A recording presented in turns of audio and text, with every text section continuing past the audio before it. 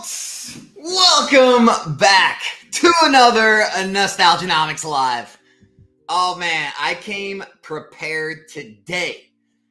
I got the facts, I got the research, I got the data, I got literally everything we are gonna need to hopefully at least put this whole debate thing to an end. Make sure to share this video, guys. Share it at everyone you want to at. Get everyone in here. Or if they don't get in here, they can watch it later. But I basically have everything I've compiled today can basically not be refuted.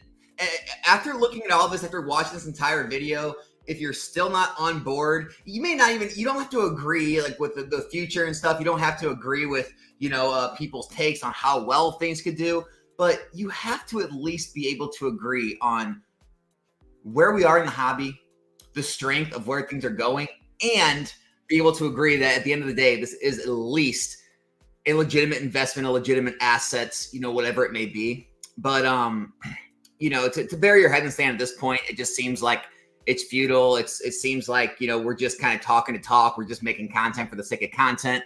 We're just screaming at each other on camera for the sake of it, and it really doesn't make much sense. Like, if we want to debate like how well things are going to do, or, if things will continue to do as well as they have in the last 10 years and the next 10, like that's a real debate. But to act like this stuff isn't real, or to act like everything's just luck, or everything is just kind of manipulated, or, people are irrational at this point, we're really just kind of past those times, guys. I mean, so I'm going to give it some time. I'm going to give a few minutes people to kind of trail in here because I don't want to get started without people. I know I'm a little early too. So let's just hang out and chat. And believe me, I've got enough data today to, to make your eyes bleed. You'll probably have to watch it a couple times to really take in everything I'm going to discuss in this video. I'm definitely not BSing there. It's definitely not clickbait or anything. I've basically got all the evidence you can possibly need. And this isn't about Pokemon. No. We're going deep. We're going to the economy. We're going to talk about, credit cards and finances and other investments. We're going to talk about, where things are headed. We're going to talk about what other analysts and other high-end investors are saying about collectibles. We're going to look at, Pokemon, how it's been doing in the last year based on, sales data. We are going to talk about literally every possible argument and thing you could think about when it comes to investing in anything. We're going to get into today, guys. You will not be disappointed. I don't care if you don't even have to be a Pokemon investor. If you're just interested in finances, economics, investing in general, this live stream is going to be for you. All right. What do we got? Big potato, early stream. I'm down for this. Mike says, looks like I know when to take my lunch break. Mike, this is it. This is when you take your lunch break. Brett says, it's time, folks. Yokes. Gervin's in here. Hey, Terry Lake's in here. Gotta catch it live. Appreciate it, man. Glad you jumped in. Get Opossum in here, man. Even Opossum couldn't refute all of the evidence that I have today. Even Opossum. Nostalgianomics isn't even an argument. LOL. This is gonna be facts. Can't argue with facts. It's all it's gonna be. I'm not arguing with anybody. I'm just gonna show all the facts and data statistics across every type of different market, every bit of data we have, and just you guys can share it around. You guys can use this video as reference when you get into arguments all over the interwebs, and this will be a good place. Dude, GameStop is crushing it. I'm so mad I didn't just try to get in on their hype play. Roaring Kitty, he's back out of his hole. He's up pumping GameStop again. GameStop's pumping on the PSA slab news. I think it was up like 90, 100% earlier this morning. I think it pulled back a little bit, but the meme stock is memeing again. I'm kicking myself for not jumping in. I had a really good feeling this was going to happen again, and I just didn't take the play. It sucks, really sucks. But congrats to anyone who did jump in on that play.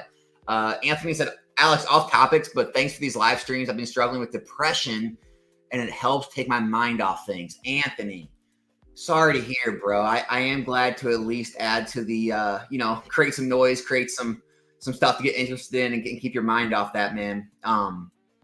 Really sorry to hear, bro. I hope what you're going through, you get through it. New viewer, Namis collects singles for investments as well, or sealed products. Oh, I got some singles. I'm gonna make a video coming up here. We got some singles. I do like sealed a lot better though. And again, we're gonna get into that in this video as well. We're gonna hit every area, every possible area you can think of. We're gonna hit. All right, we got about 81 people in here. All right, I know more will kind of come in, but do I ever watch RNG games? Yeah, for sure. He made a video recently, said he buys a lot of Pokemon vintage and it all sits like a rock. Yeah, I mean, guys, it's no surprise. Like vintage just doesn't do as well as modern. That time has passed, right? It's already had its big up and down. It's already had its big amount of popularity. The truth is, it's like, here, I'm a 90s kid. I'm not going back to vintage. I talk to a lot of people that are my age and grew up with vintage. They're not going back to vintage. You got to believe most of the new kids, they're not going back to vintage. A lot of people who started in the hobby in XY, Sun and Moon, Sword and Shield, and Scarlet and Violet, they're mostly not going to go back to vintage. Like, it's just a small amount of people that like the whole rarity and the whole like scarcity thing really hits with them, and they value that over like how good the cards look or how fun it is with the nostalgia they have for it. And so that's why I just don't believe in the whole vintage thing. But a lot of people are saying, hey, now the modern's pumping and people are going to start stopping buying Altars because they're too expensive. Maybe it'll draw them back to vintage. I don't think so. I think they're going to go back to XY Megas. I think they'll start buying the Sun and Moon stuff that dipped. I think they'll start moving to Scarlet and Violet. We're seeing Paldea Evolve pump. So I just don't see it. But that's a subject for another day. I don't want to get into that whole deal today. All right, guys. Let's jump into the data. You guys ready for all this I got today? Again, this is going to be a lot to take in. You may have to like watch it a couple times, but I'm going to try to get through it. I'll take questions at the end. So if I'm not taking your question, just retype it at the end or keep it on copy paste because I'm not going to be taking questions when I go through this. All right. So here we go. And by the way, thanks for everyone for being here. All right. First off, we're going to look at eBay sales data. Okay. Because this tells a lot about the strength of the market. This is just eBay. It's not TCG Player. It's not other auction houses. It's not Facebook groups, Instagram groups, Discords, all that. But eBay is a good track record. It's still the highest platform that people sell on. So just Pokemon in general, all right? A year ago, May 22 to May 23, average sale price on Pokemon products were under $35. Total sales were under 7.5 million items sold, and total amount was 260 million, all right? A year later, our average prices went over 40. Our total items sold has actually went down a bit, but the total amount has went up. So, I mean, 260 million, 284 million, we're almost 10% gain in total items sold in the Pokemon market. When you type in Pokemon PSA, we can look how the slabs are doing. This was last year, average slab price, $95. Average total amount sold, 766,000. Total amount, 72 million. A year later, right? A year later now, 106 total price, or total average, right? 786,000 total sold, 84 million total sales. So going from 72 million to 84 million, I mean, guys, we're talking not quite, but almost 20%, like 18% gain year over year in total slab sales. All right. And then we go look at booster boxes. Pokemon booster boxes, average price $101. Last year, 457,000 total sales, 46 million. Compared to this year, 114 average price with 446,000 sold, 51 million total in sales. So again, over a 10% gain in booster boxes. So slabs are way up, booster boxes are up, Pokemon's up. Everything is continuing to sell better and better than it was last year. We're seeing consistent growth in the hobby. More money is moving into the hobby. It's not just people selling, right? It's not like everything's changing hands. People aren't dumping it. More money is entering the hobby. All right. Next up, everyone hears this, right? I told you we're going to get into a lot more than just Pokemon.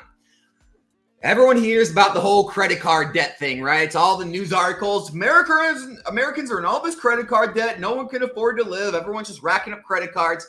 Let me explain to you how to read this data, because if you listen to the news and the talking heads, you're going to get a very unclear example of how the economy is actually doing. And look, I'm not saying you're not struggling. I'm not saying maybe your family, people around you, your neighbor, your cousin, your uncle, they're not struggling. What I'm saying is, when you look at finances and economics on a macro scale, you have to look at averages. You have to look at averages. I understand he, she, or him might be struggling. You might know people that are struggling.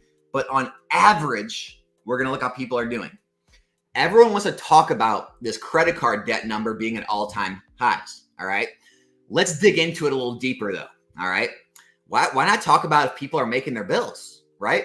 Here's the credit card loan, the delinquency rate. How many people are actually defaulting on their credit card bills? Okay, it's up a little bit, but look, it was down because of COVID, right? Everyone got that free money from the government right here, right? So yeah, it's up from the time we all had free money. But look, back in the 90s, when you hear about everything was great back in the 90s, look at the delinquency rate back in the 90s. It was higher than it is now. Look at the big crash of 07, 08 with the real estate crash. Way higher. Guys, if you go back, it was down during COVID, after COVID when you got the free money. Look, if you go back to 2013, 14, 15, 16, 17, 18, look, it was around the same it is now. Maybe it's a smidge higher now. It's basically a rounding error though, right? 3.1% compared to 2.49. It's basically the same as it was for the 10 years before COVID. It's way lower than it was back in the 90s and early 2000s. So we have a lower credit card delinquency rate, meaning people are paying their bills more now than they were back then, even though the debt is higher than it's ever been. People are making the bills. So what? People are making their bills. They're choosing to put money on credit cards. Who knows? Maybe they're taking out a whole bunch of 0% interest credit cards and they have more dollars on there right now they're going to pay off. Who knows? There's no way of knowing.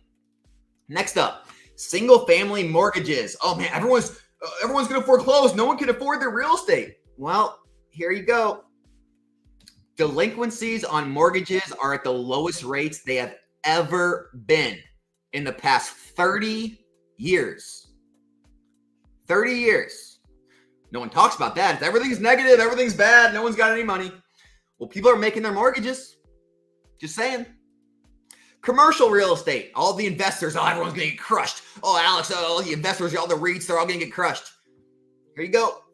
Commercial real estate, some of the lowest numbers it's ever been on delinquency rates. If all these office spaces aren't being used and no one's making any money, well, then how are they all making their bills still?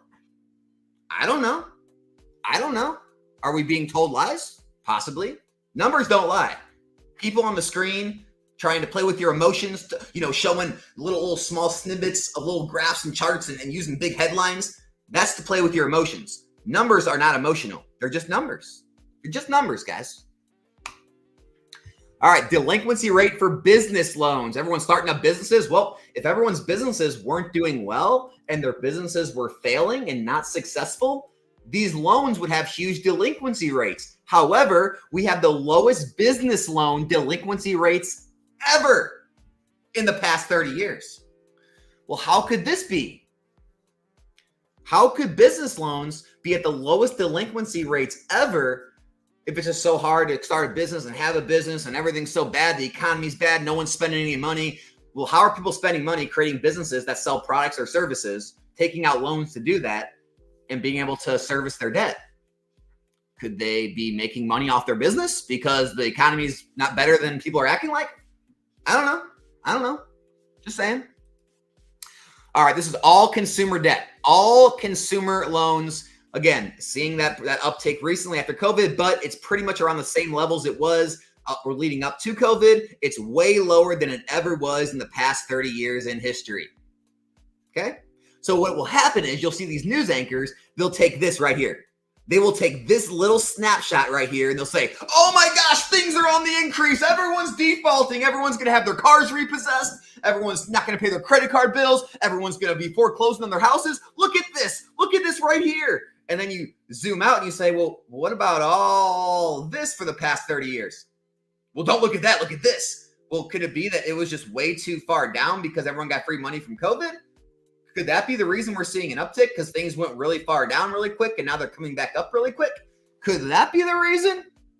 Maybe. Could we have flu cases go down to zero and COVID go? No, I'm not going to get into that. I'm sorry. I'm going to get torched for that one. Okay. All right. So we got that, guys. You guys can, play this video back if you want to look into this deeper, or you can go to the stlouisfed.com and you can find all these numbers for yourself. This is public data. Okay. All right. Now, we hear that people's savings rates are lower than they have ever been. You've been hearing this? Okay. And that those numbers are true. However, do they talk about why? Could it be that people are investing more than they used to, so people aren't letting their money sit dead in savings accounts? Because that's when they talk savings rates, they talk how much cash people are holding in their accounts. Yeah, people are holding less cash because we're getting smarter as a people, as a civilization. We're not just holding money in cash, Okay, so savings rates are down. However, look at this.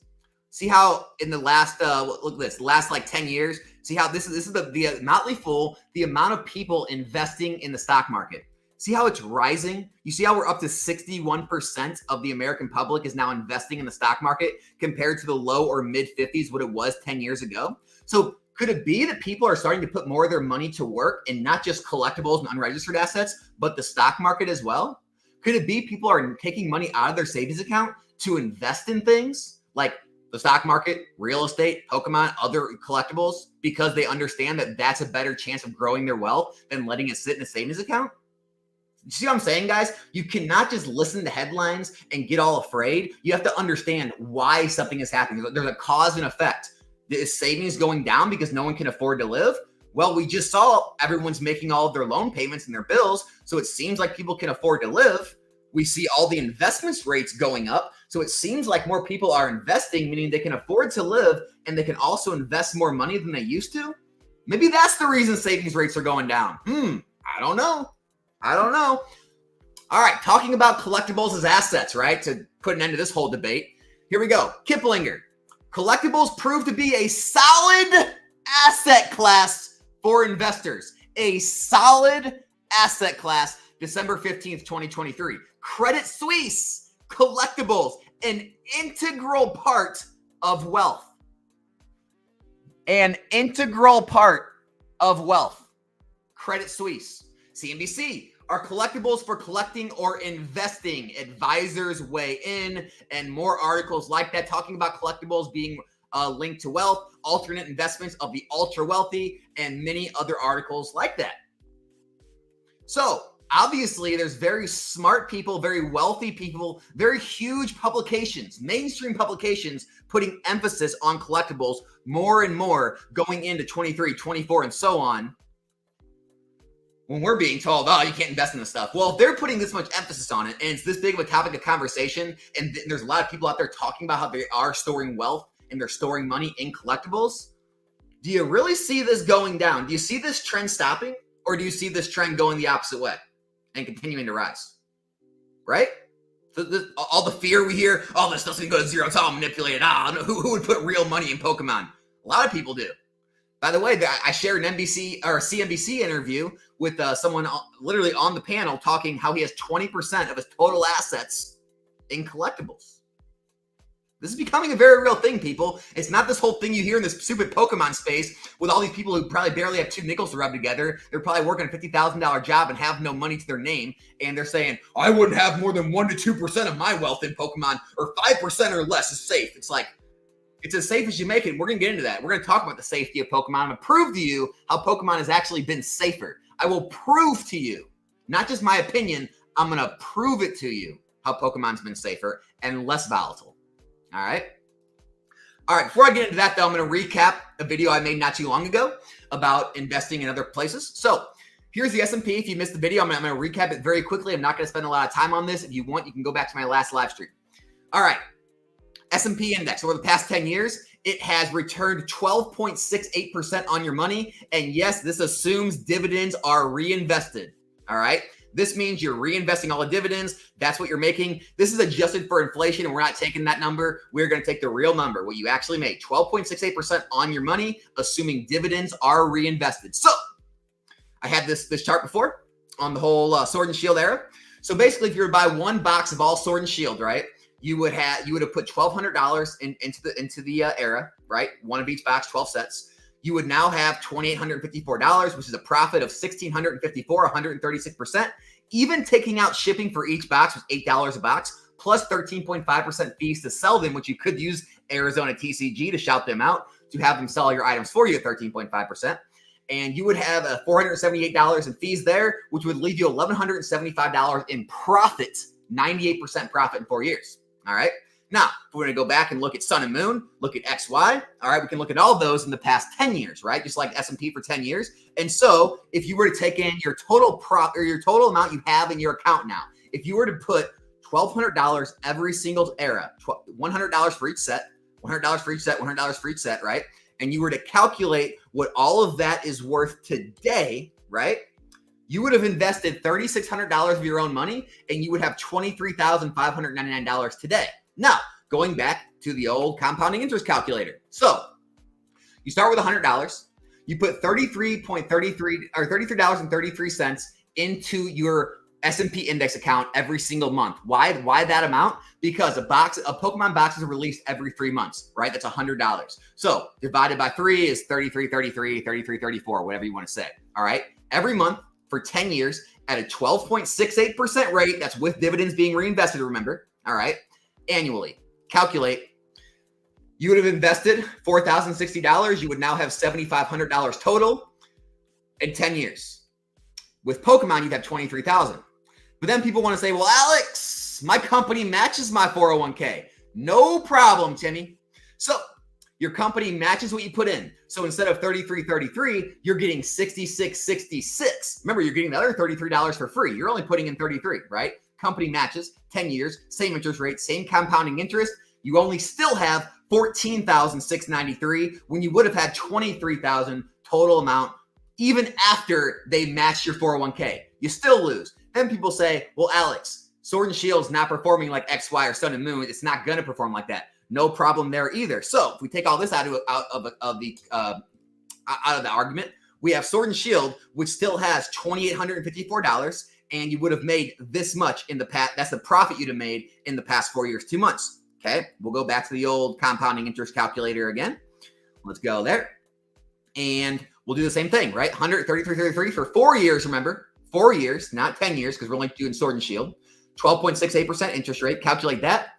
Well, you would have invested, all right, $1,600. You'd have a value of $2,000, okay? You'd have $2,072 with compounding interest, okay?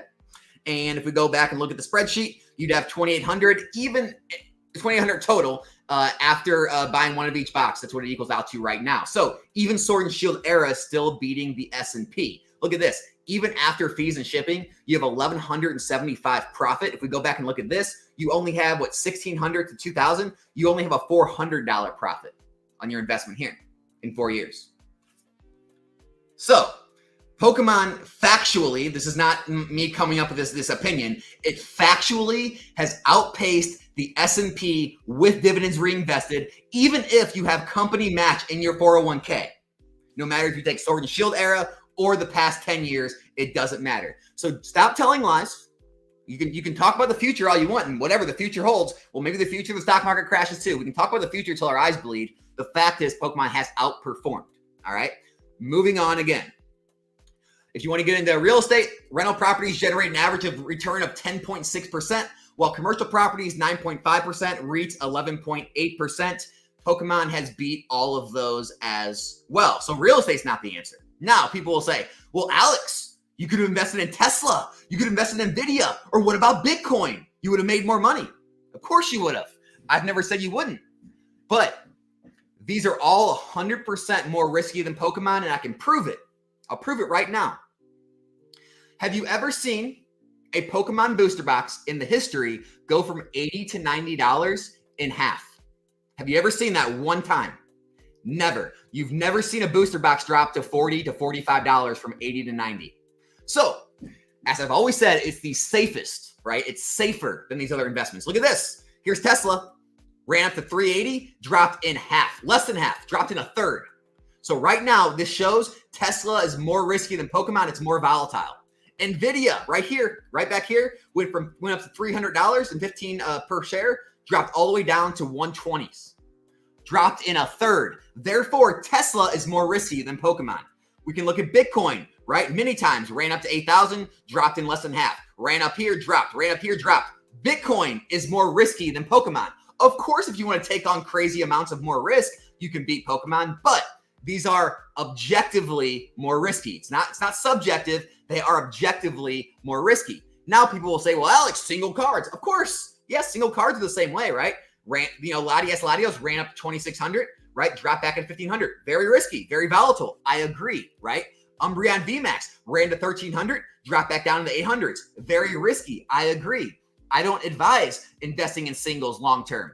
I talk about sealed product. So let's think about this. When Latios went up and hit 2,600, this was June 2023. You see the chart there? June 2023. It dropped back down. December 2023 was 1,500. What was the box doing during this time? Oh, no one wants to talk about this, do they? June 2023, right here. December 2023, it had still been rising. Oh, and by the way, it's never stopped since. You see very little, if any, downturns on boxes after they are 2 to 3 years old. Again, Umbreon VMAX, Evolving Sky is the same thing. Umbreon VMAX, 1,300 down to 800 in, when was this? October 22, January 23. No problem here. Where's that?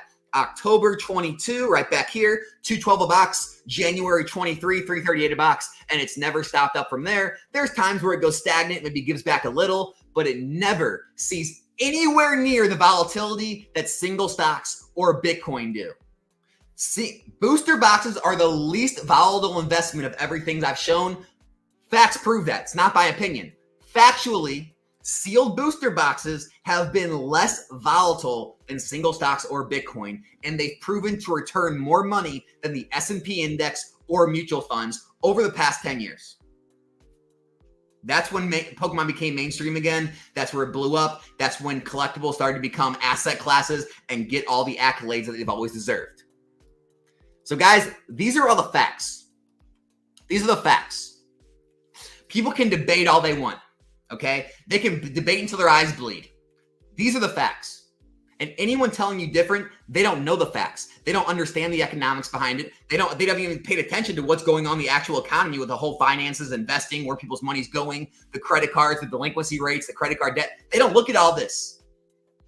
They want to get on camera and pretend to be smart, give the illusion they know what they're talking about. These people don't understand markets. They don't get it. They don't understand how things shift in the markets and the economies and why we are where we are today. They don't understand the shift in mindset that we're seeing all across the population as these younger generations like myself rise up and begin to have wealth and get higher value jobs. And then eventually our parents, our grandparents die, leave us their wealth. What do we put it in? Things that we believe in. These markets are not going anywhere. The belief in these is not going anywhere. Okay. And so, oh yeah, another thing I wanted to crush the debate on. All these people out there saying, well, Alex, if everyone's doing this, then it's not going to work. Everyone will sell at the same time. Okay, Timmy, let me explain to you something. If everyone's not buying at the same time, how can everyone sell at the same time? Do you ever think about that? If I'm buying Paldea Evolved at $80 and other people are saying, I'm not going to buy, I'm waiting. And then maybe a reprint comes, maybe it doesn't come. More people buying at 120. And if you always hear, well, I'm going to sell when things double. Okay, well, that means when things double for me, I'm selling at 160. When things double for that person, they're selling at 240. What about the people who wait until they're about to go out of stock on Pokemon Center and they buy at 160? Well, those people aren't going to sell until it hits 320 if they're going to double, right? If everyone's buying it at different times and people are saying, I'm going to sell when it doubles, that means everyone's going to be selling at different times. Do you not understand this? Is it that hard to grasp? Is it? Not only that, not everyone sells when it doubles. Some people want to sell when their money doubles. Some want to sell when they have 200% gains. Some have a time frame in mind. I'm going to sell when it hits 3 years, 5 years, 7 years old, or from when they bought it. So if someone buys right now, well, 5 years for them will be in 5 years. If someone buys when the set's already 2 years old, 5 years from them is going to be 7 years from this person. You see it? So also there's life events that happen. People have to sell because they're buying a house. They have medical bills. There's something happened to their family, health emergency, whatever. Other people just hold forever like Rudy. So if everyone's buying at different times, everyone has different mindsets on when they want to sell, how long they can hold. All right. Everyone's selling at different times. We have more people always entering the hobby, more income. It's not just money sloshing around zero. There's more income constantly coming in the hobby. It's not just money going back and forth on different items. If all this stuff is happening, how is everyone going to be selling at the same time? Explain this to me. We've seen it with evolutions. Everyone said evolutions is printed to oblivion. There's too much of it. Everyone's going to sell when it goes up. They didn't. Some sold at 200, some at 300, some at 500, some sold at 1,000. Some more people held. They're selling now at 800. There's people selling look, there are people selling Lost Origin right now.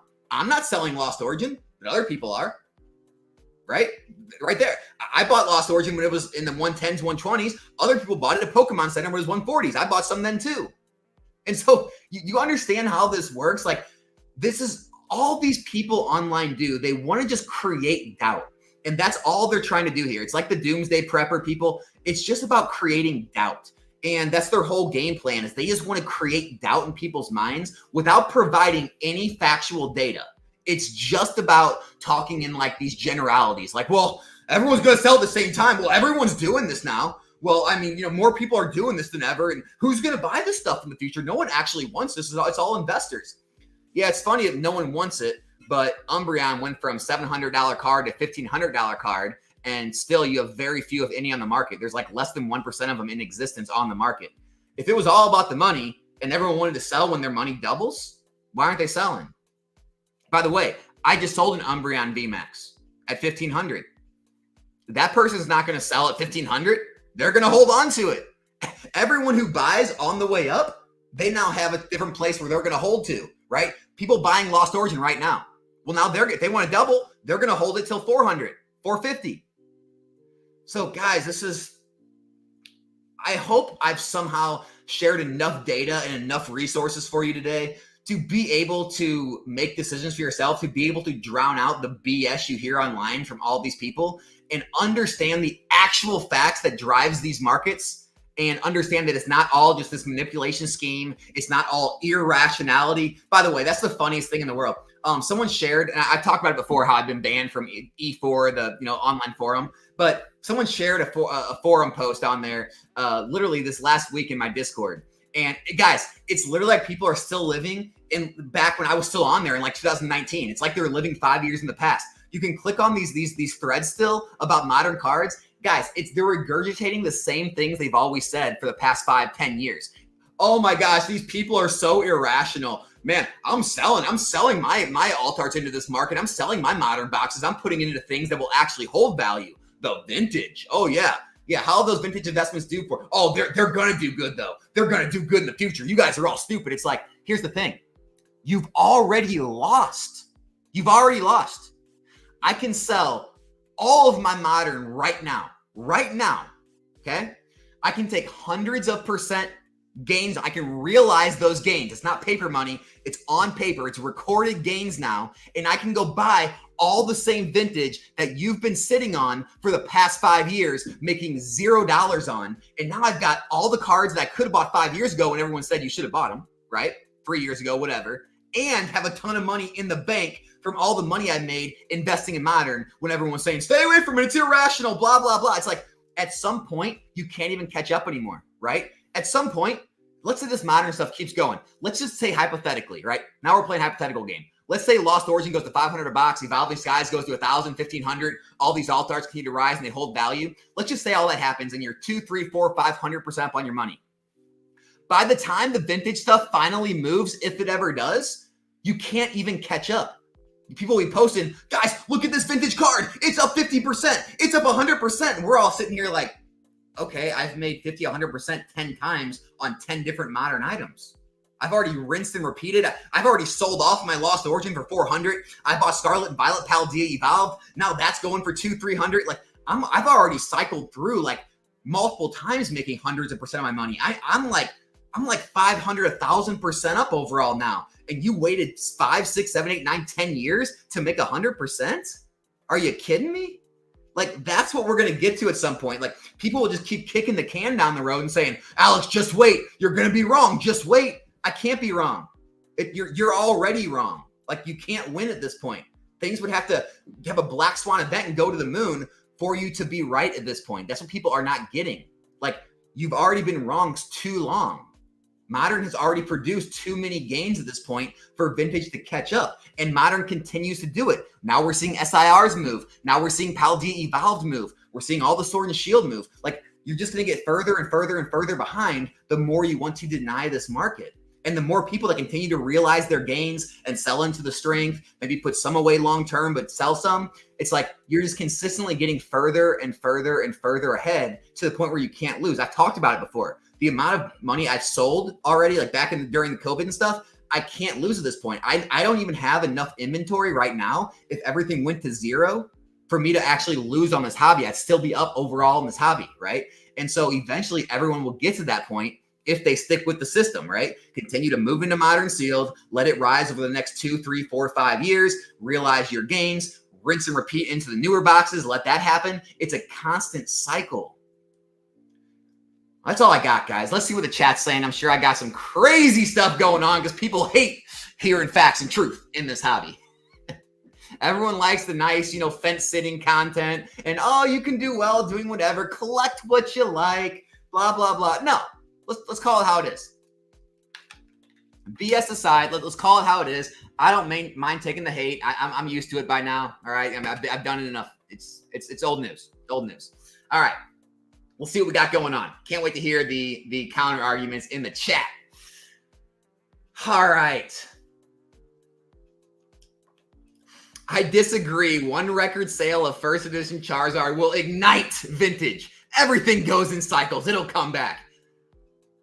Garrett, I can promise you one person that will never buy vintage again who was a 90s kid who did grow up with it right here. Also, I'm not going to name names, but I could name you a bunch of names tons of people that I've heard say, I'm never going back to vintage. It doesn't make sense. Why would I do that when all of this stuff's better to collect? There's more percentage gains to be made. It just doesn't make sense to park money there. But hey, good luck to you. Good luck. Yeah, I know. The Z&G Emporium. Yeah, Z already put out a statement about it that it was manipulated, obviously. He banned the people from bidding. Obviously, it was shill bid. Gilbert, always love your videos. Got a big question for you. As someone who either invests or takes full breaks and enjoys vacations, would you say right now would be a great time to break? A great time to break. I don't know, man. I mean, summer is like notoriously the time in the stock market where, you sell in May and go away type thing. Nowadays with this whole social media 24/7 stuff always happening, it's harder. I don't know if there's a good time in the hobby to take a break ever. I really don't. But no, if you feel like you need one, take it. Take it. Hey man, I exited out of everything. Just rewind the video. You can see them all. You can find them all. If you go to your selling page, go to research. It's the TerraPeak research. You can look it all up for yourself. It's all public data, right? There's no manipulation to go on here because it's all just public. You can look it up for yourself. Everything I said can be fact checked. Every single thing I showed in this video can be fact checked by you. You can just rewind it, go find the website for yourself, do all the research. It's exactly what I showed you. I'm not cherry picking data. I'm not cherry picking time frames. I showed everything for the last 10, 30 years. It is what it is.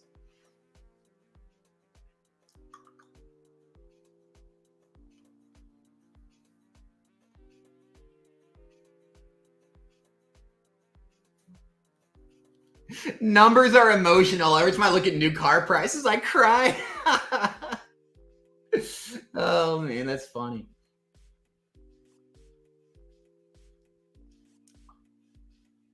Come on, guys. I was expecting some hardcore debate questions in here. Where are you guys? Where are you guys? Where's the other side at? See, Garrett, man, I'm not trying to come down on you, but this is not a factual statement. This is rhetoric that's been grilled into people's heads throughout this hobby by vintage investing channels, by those forums I talk about, by discords, by the people. This is not a factual statement. Better store of value with low pop cards. That's not proven. There's nothing that proves that. It's just this statement that constantly flows around that people buy into, right? There's nothing that proves that, right? There's just not. I mean, modern booster boxes have proven to be the best store of value. This is how that statement's false, actually, right? If they were a better store of value, then after COVID, they would not have crashed harder than modern boxes. Modern booster boxes across the board did not crash as hard as those cards did. And also modern booster boxes have continued to hold value and perform better over the past 3-4 years after the COVID boom than those vintage low pop cards did. And so you can't really say that. I understand what you're trying to say, but it's not true. It's just not true. And again, man, like, look, it's cool. I love debating. I'm not here to like come down on you or try to be an asshole. It's not a true statement, man. You can speculate on that statement, but it's not in stone. It's not a fact in stone or nothing.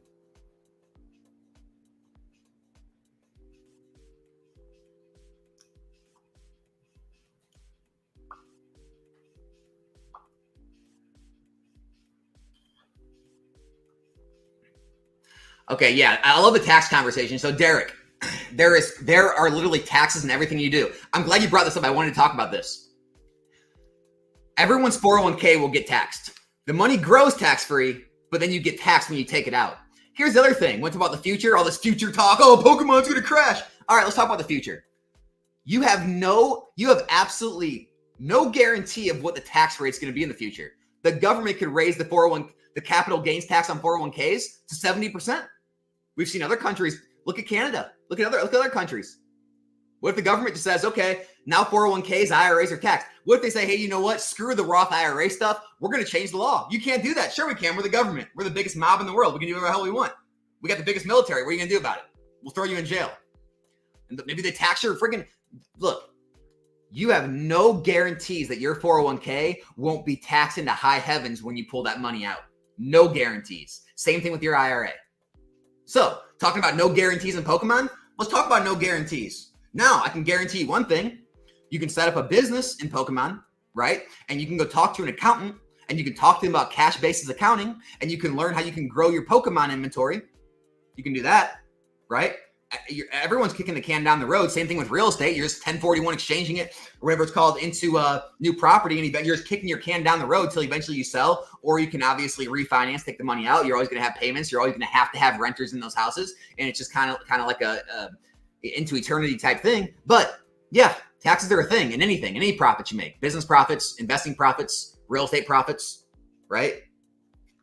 Now you can get around real estate profits in different ways. Live in the house for over a year, hold the house, live in the house for over a year, under a certain threshold, things like that. For sure. There's definitely tax benefits and other things. But Pokemon's been outperforming these other things in such a huge rate that even the amount of taxes that you're saving don't outperform the Pokemon gains. Even the tax breaks you're seeing are not outperforming the gains you would have made in Pokemon. It's just the truth. I appreciate you bringing up the tax discussion. It's always brought up.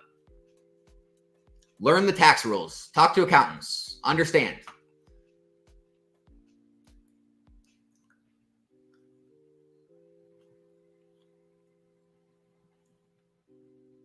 Name one booster box that's went down in value over time. That's it. 0, baby. 0.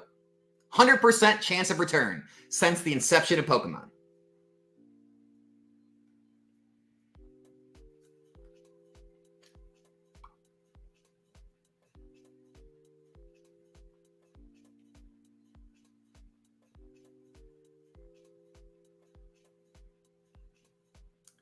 Monkey is the eternal bear. Monkey is the biggest bear. I've seen him in other streams. He's just always bearish. He always latches on to anyone's bearish takes. Probably follows guys like Reserved Investments and people like that. But yeah, he always uses the same argument. One thing that might stop investing is oversaturation, but you can't see this happening for 10, 15 years. It's always oversaturation, right? There's always oversaturation. Guess what, guys? I pray that you're all here in 9 more years, because once you've been in the hobby for 9 years, like myself, you have heard this a billion times by now. I heard it back in XY even. People thought when XY, when we started getting reprinted and and Rudy and SM Pratt had channels, that was oversaturated. I promise you people said that, right? Sun and Moon, people thought it was oversaturated because it was printed way more than XY. It's not investable. Not investable. Sword and Shield, oversaturated. Sorry, oversaturated. The hobby continues to grow. The sales data grows. The money in the hobby, the market caps grow. How are we oversaturated?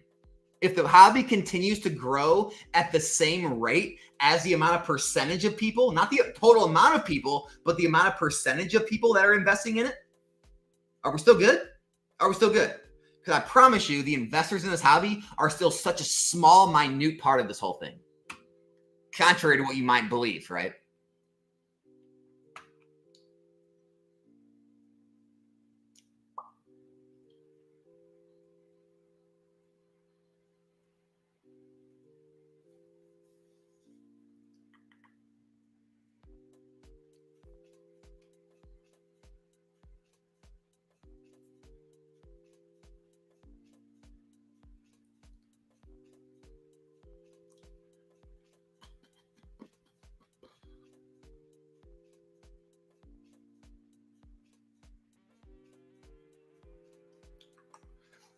Sorry, guys. I'm just kind of scrolling through, looking for some good questions. I'm not seeing too much.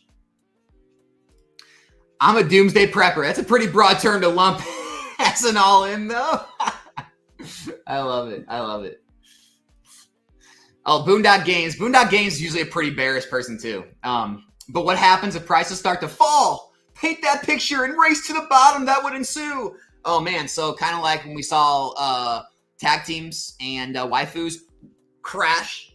When the crash actually took months and months for a 10 to 30% fall after a 100+%, 200% on a lot of those cards rise. Is that a crash, or is that the market recalibrating, leveling out, plateauing until it reaches its next run? By the way, how many downturns, right? We heard last year was a bearish market, right? We heard 2018, 19 before COVID was bearish market. Go look at boxes.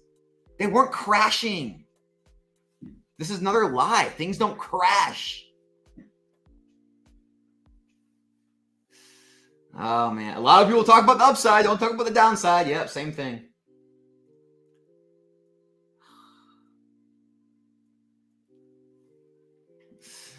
In my opinion, the only race to the bottom is for singles, but even the most big cards have a resistance like Lugia. Even with God packs, it never went below 100. Yeah, I mean, that's the thing. Like, the major hits, they still do relatively well. But booster boxes, they don't follow that. I showed that with the singles. Like, singles can rise, they can fall. Booster boxes remain steady.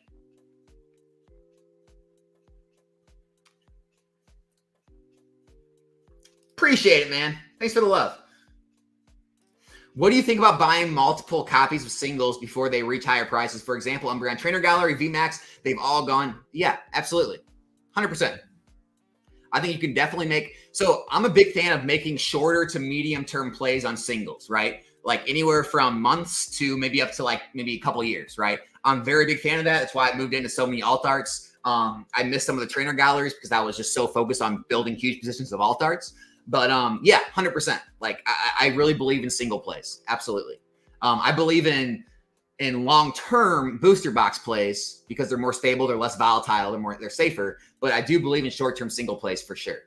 Taking advantage of that kind of I call in investing, there's like these traders that call it social arb trading, social arbitrage. Same thing with like this. You're just like you're playing off where the market demand's going. You're playing off, what's going to happen when sets start to sell out, become out of print, what's going to happen to those singles. You're just playing off the FOMO that always happens in every single set in the market. So you're just playing off human nature. That's all you're doing. It's a great play.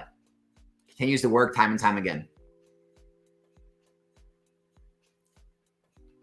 Your economical data is the calm before the storm. You have to dig into where we are, where we are, and why it's not sustainable and the correction is overdue. Yeah, I know. Always a correction. Hey, guess what? There was correction back in, when the dot-com boom happened, 2000, right? What happened? Came back stronger than ever. There was a correction when in 07, 08, came back stronger than ever. There was the COVID boom that crashed the market, then came back stronger than ever. There's one thing, even after the Great Depression, there's one thing that remains constant. There will always be market corrections, and every single time we have come back stronger than ever. Just don't jump off the roller coaster and you don't get hurt. It's pretty simple. Pretty simple.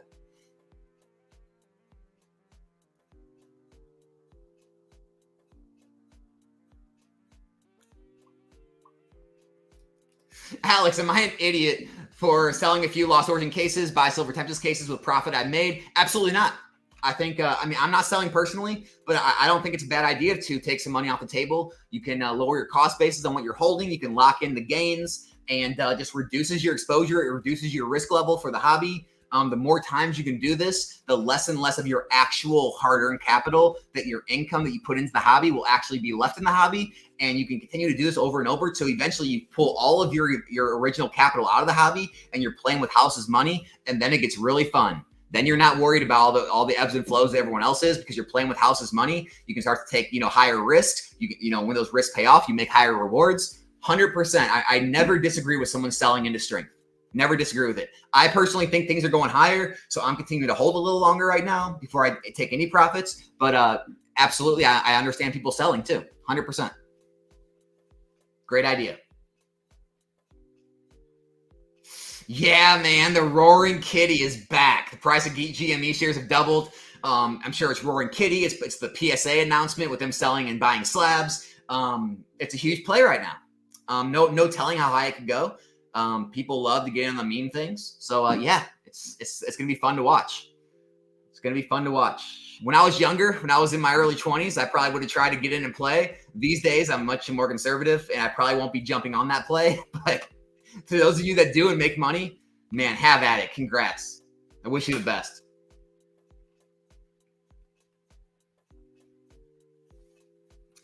Anthony, I'm not a Japanese Pokemon proponent. You'd have to ask someone else about those. I stick to English. I'm not saying anything bad. I'm not talking it down. I know people always try to get me caught and say, Alex hates Japanese. I don't follow those markets. I stick to English. It's much more, what do I want to say? What word? I'm trying to think of a good word for it.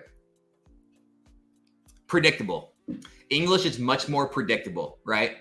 In the first couple of years, you're going to have prints, reprints, ups and downs. After 2 to 3 years, you know that if you got the booster boxes in the 80 to 90 range, you know there's no one else that got them cheaper than you. You know there's not these other stores that have these under MSRP deals and people are getting them shipped and landed in the U.S. for cheaper than you could have got them for, and you never know who's on the level playing field. I like English because everyone's on the same playing field. You know pretty much every store pays about $88 to $90-something a booster box. As long as you can beat that and get in around 90, 85 or less, you know you're playing on the same playing field as everyone else. And you've seen the track record, 10 forever booster boxes rise over time. So I like English, and there's more sales. It's more liquid, and so that's just for me. Not saying you can't be successful in Japanese too. It's just not for me. That's all.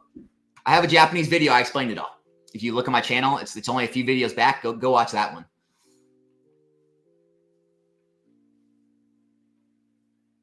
Very good advice. Collect what you want.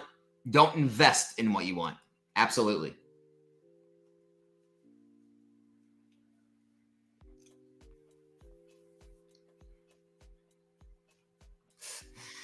Guys, this is so fun. I love these two. Warren Buffett is moving into the crash, starting to dump Apple position. He is known as always being ready for the blood in the streets. Maybe he is getting old or smart. No, guys. So Warren Buffett's always buying, always selling, right? He's not. If you guys go look at his cash positions, they haven't changed much. If you look at his holdings, look, Warren Buffett does the same thing everyone else does. He takes profits on companies when he sees that there's somewhere better to have his money, where he sees there things will be better opportunities in the future. He's always buying and always selling, right? There's guys, for the last 3 years, Warren Buffett's had sales, and people have always speculated, oh my gosh, Warren Buffett sold this stock. What does that mean? He sold this. The CEOs of Amazon and Elon Musk, they're selling their stock. What does that mean? Nothing's happened, right? People take profits, right? It's same thing as me or Rudy. Let's say you see Rudy, selling some of his Pokemon investment. Oh my gosh, the market's going to crash. No, he's just realizing his gains. People do that, People can realize their gains. It's not some big scheme. Do you think that sealed cases, especially sets, are good holds, like sealed cases of tins, ETBs, Paldean Fates? So Sebastian, I just made a video about this. I'm a fan of booster boxes. If you want to get into specialty sets, we can argue about ETBs, PC ETBs, UPCs, booster bundles, whatever. Some of those might be good holds.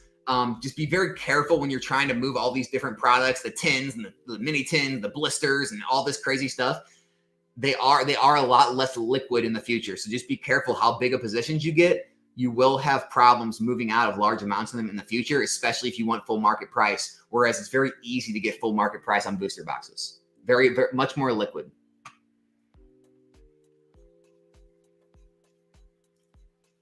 Here we go. Eric, I'll play devil's advocate. How can you prove that it will be easy to sell booster boxes we invested in the future compared to how easy it is to sell back stocks? I never said that. I never said it was easy as selling stocks. Stocks are a click of a button. What are you talking about? But you can list any, go list any XY Sun and Moon Sword and Shield booster box at auction. All right. Look at what the recent sales were for.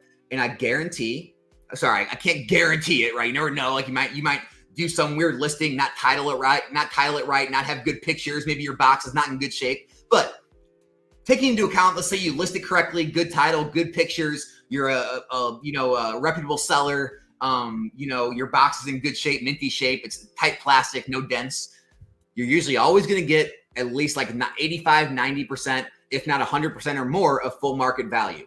So very liquid. You can auction it at any time, 7-day auction. It'll sell. You can ship it. So not as liquid as stocks, but booster boxes are very liquid when it comes to a collectible hobby.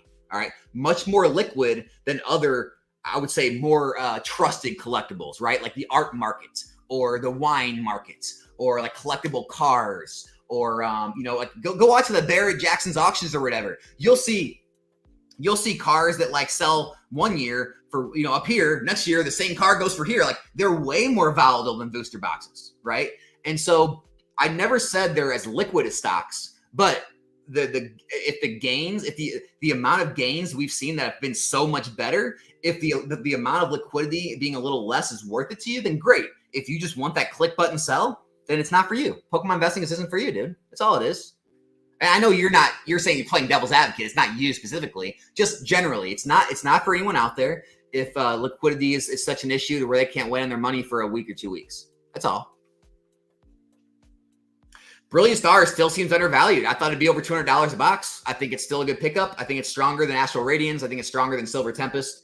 And I think it's still undervalued, in my opinion. Where I live, no one wants to buy vintage cards. Dude, no one wants to buy vintage. I mean, everyone I talk to, and I don't talk to just like all the echo chamber modern people, like everyone I talk to says vintage is slow. It's not selling. Modern sells like, I don't know, 100 to every one vintage. No, I mean, it's just, guys, think about it. Hollows have been reduced to basically bulk at this point. The best hits in vintage were hollows. When kids and younger people look at that, they see that's a hollow. So what, right? Even like if you take into account like shinings or gold stars or crystals, they're beefed up hollows, but they're just hollows, right? They're just a little square, box as part of the whole card hollow. And so literally they don't have as much appeal as modern. So all they have going for them is simply the scarcity and rarity. And so I talked about it before. You can have a one of one of something. If no one wants it, it's worthless. So obviously there's enough people that still want those things. So the prices are continuing to hold value. Some are rising still, but it's just, they're not going to, in my opinion, we're continually going to see the same exact track record going forward that we have seen in the past 3 to 4 years. Is more people, they just want modern over vintage. And, people can call it irrationality and they can talk about the fundamentals and all that stuff all they want. It's just a changing market and people don't want to come to terms with it. That's my opinion of it. My realization of modern over vintage came when I was looking at baseball cards. I look at rookies like Mark McGwire and Ken Griffey Jr. go for, versus Bobby Witts Jr.'s and other modern. Yep, exactly.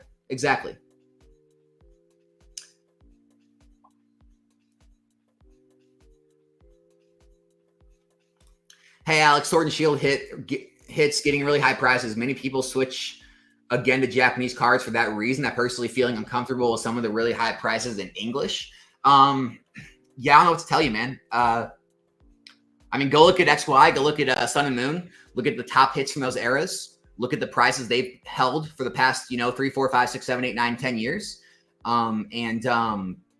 had ups and downs, they've had booms and busts, but overall, a lot of them have still continued to sell regularly at very high prices. Sword and Shield era is more popular than those eras. It's got more people wanting them, more demand.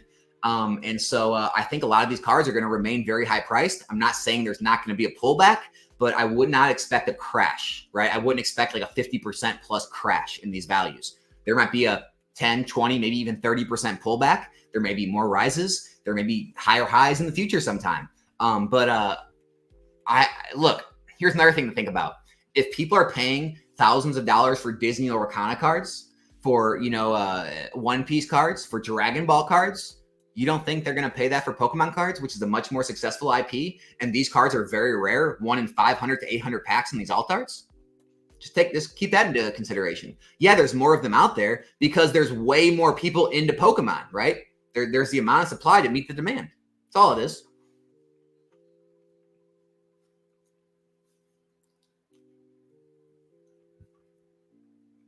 And then Boondock, again, his bearish points. Anyone getting dividend payments from all these guys' booster boxes? Well, you don't need them because if you You want to go to the beginning of the video, I actually showed the numbers with dividends being reinvested in your S&P or mutual funds. Those numbers were with dividends being reinvested with compounding interest. By the way, even with 401k match, Pokemon booster boxes still outperformed them. So I get it's fun to meme and throw these things, but all these things you say are just rooted in no proof. So just saying.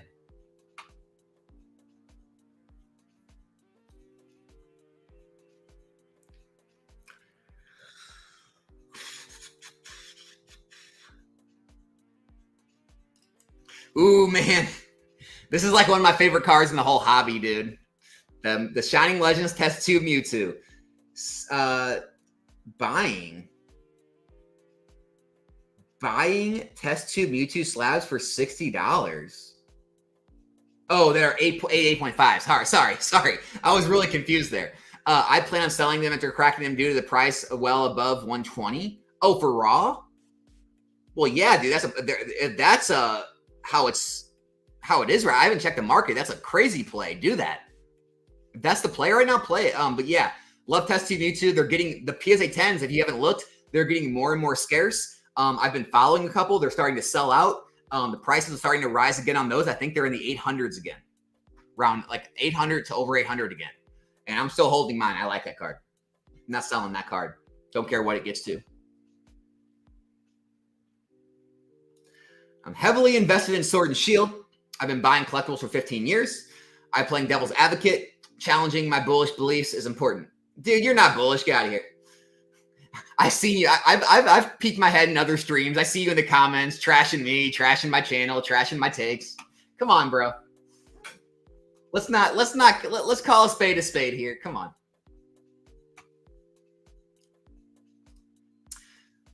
Yeah, Fausto, I've said this. If you go back in my previous videos, I've made this correlation multiple times. The amount of hate that XY got is very similar to the amount of hate that Scarlet and Violet got. XY took a little more time than the other eras to start blasting off. And so Scarlet Violet might take a little more time. But in the end, sealed booster boxes move. I expect Scarlet Violet to do the same thing. Guys, there's Paradox Rift is still in the 530s a case on eBay right now. We're talking under $90 a booster box. I cannot even. Oh, by the way, shout out to Eli, Pokemart USA's wholesale program, where you can pay a monthly fee and get access to wholesale prices. I can't even buy Eli's wholesale, buying straight from distributors. I cannot even get Paradox Rift cases that cheap from him. You can find Paradox Rift cheaper on the market right now than distribution gets them, than stores get them for. I mean, some of these things are just screaming plays because it's going to be the same thing. I can't guarantee it, obviously, but I think we're going to be sitting here in 2 to 3 years saying, can you believe Paradox Rift used to be $530 a case and now it's $200 a box? And I'm going to say, yep, I believe it.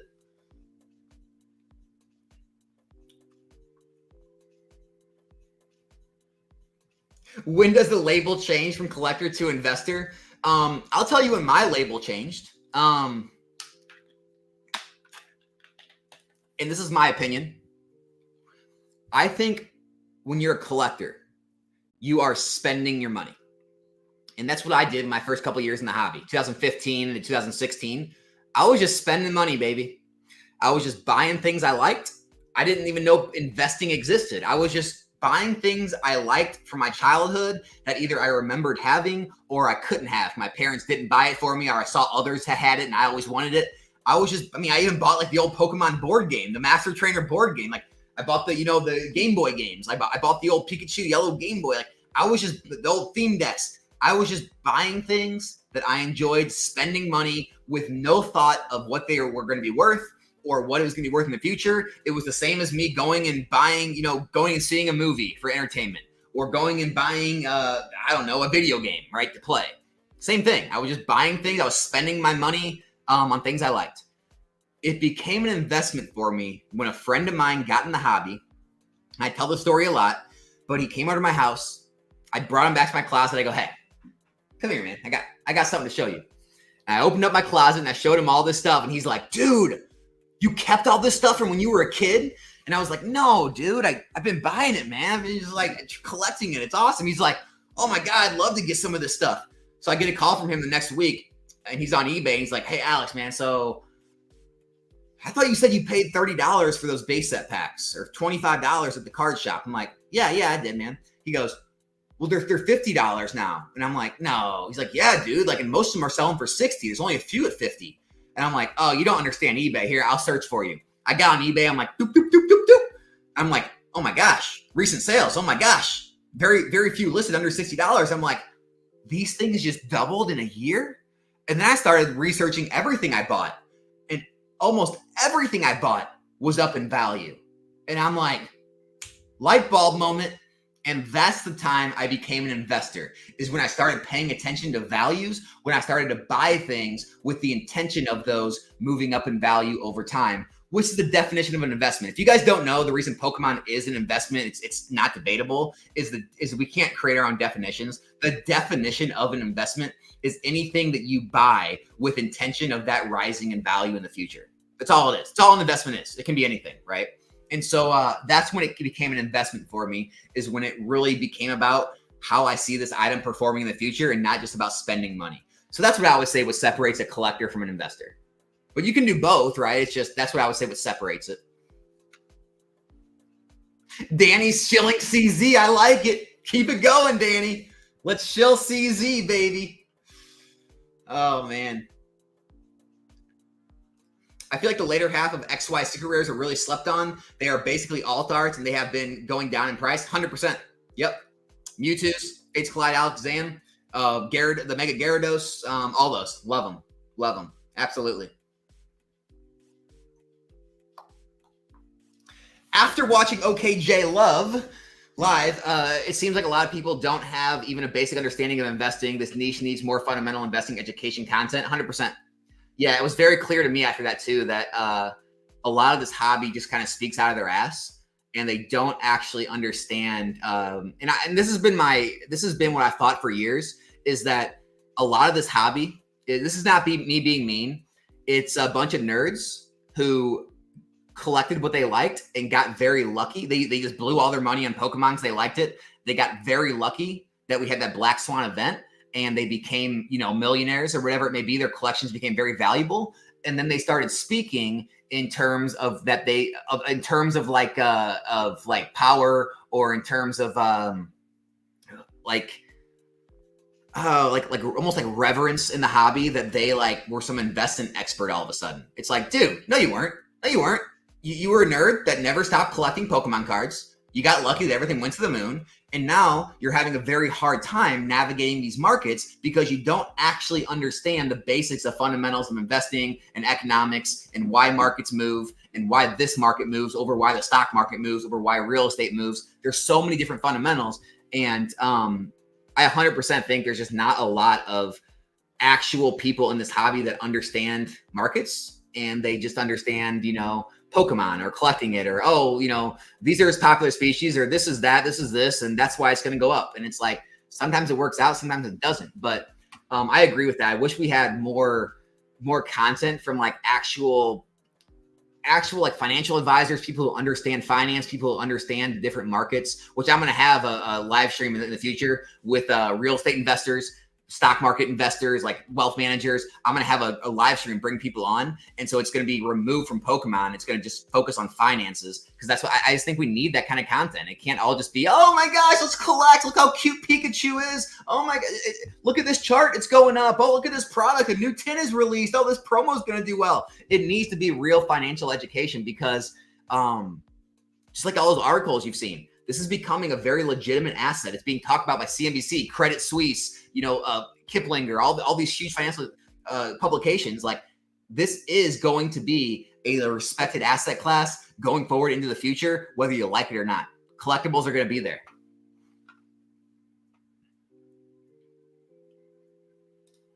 What would happen if billionaires start mass investing into this? Many millionaires already are. I know multiple of them.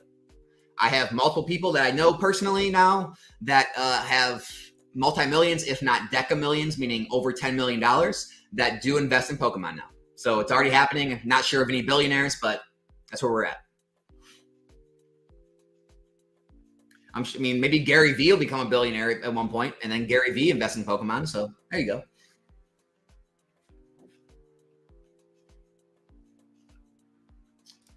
What I find funny, how willingly people will invest in 401ks that is 100% controlled by the government, but yet so hesitant to invest in Pokemon, which you control. Yeah. Yeah, it is funny how like things get deemed as safe, you know, in our society.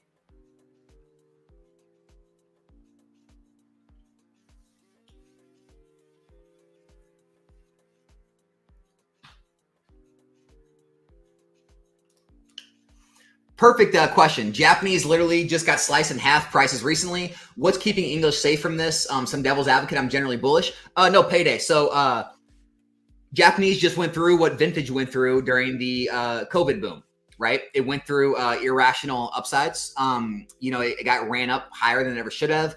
It saw things like, waifus going for tens or hundreds of thousands of dollars. The booster boxes followed the same way that vintage, we saw, Charizard's going for hundreds of thousands of dollars. And we saw, first edition Neo Genesis Lugia selling for $90,000, $100,000. All the boxes followed. We saw base set booster box $30K, all the first edition boxes $30, $50, $100K, all that stuff. And then everything saw the biggest crash. That's all we're seeing in Japanese, right?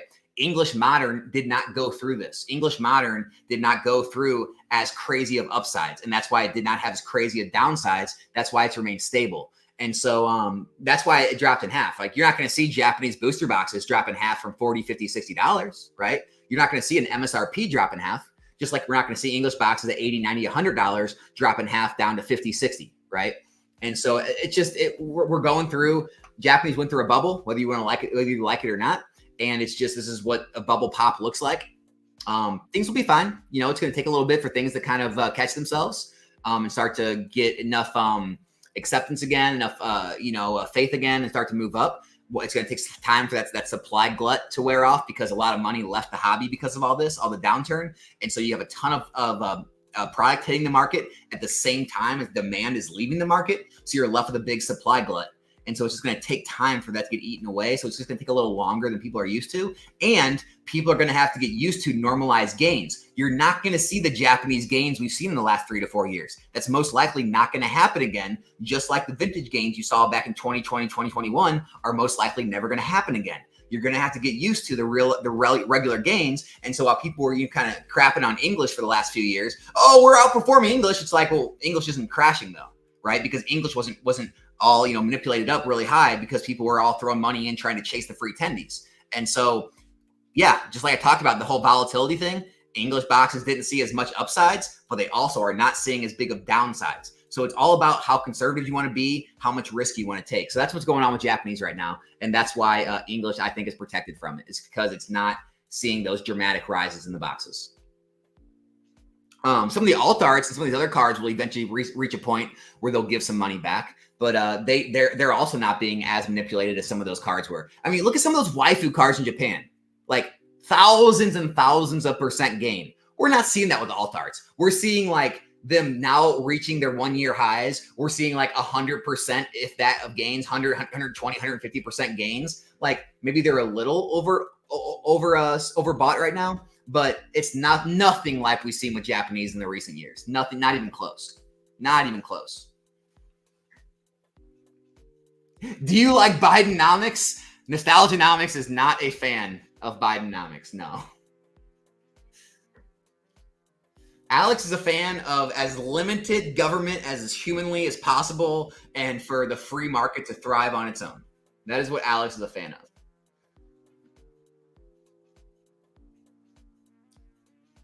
And that goes for both sides, right? I'm not trying to be offensive there. That goes for both sides of the aisle, right? I am for as little government intervention as possible in our lives, right? And that even goes for things I don't believe in, right?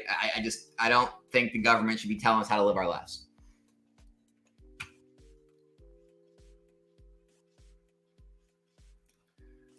Oh, absolutely. I open stuff for myself. Sometimes after pack breaks, if I have like a few packs left over in a box, I'll just open those.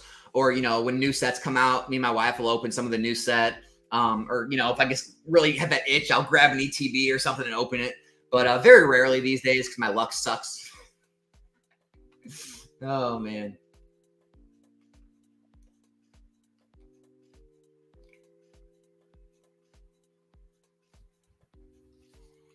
Yep. I struggle with this all the time, Adam. All the time. All the times I mean, right now I'm struggling with it. Right now, there's some Scarlet Violet slabs that I know the right play is to sell in my mind. I don't know, right? But I would if I had to bet on it, it's the right time to sell. It's probably going to be cheaper in the future, but I just don't want to sell it, right? I'm like, yeah, I graded it myself. I do want this card in my collection at some point.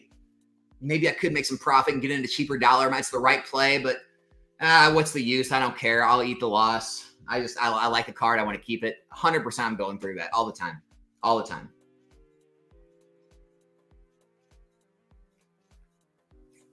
How long before everything's gone? I have no idea, man. I have no idea what time frames are. I just try to get as close as possible. Alex, if I start investing right now, what do I invest in? What set? Okay, I don't give a direct advice. If I were going to invest in one set right now, it would either be Silver Tempest on Pokemon Center because you can buy it under market, or it would be something like Paradox Rift, where I can go on eBay and buy a case for $530 something, get it under distribution pricing or right at distribution pricing. And even though it's going to be a slower mover, it may not be the best performing investment in the shortest amount of time, but I feel like it has some of the least downside risk at this point. So it'd probably be one of those right now.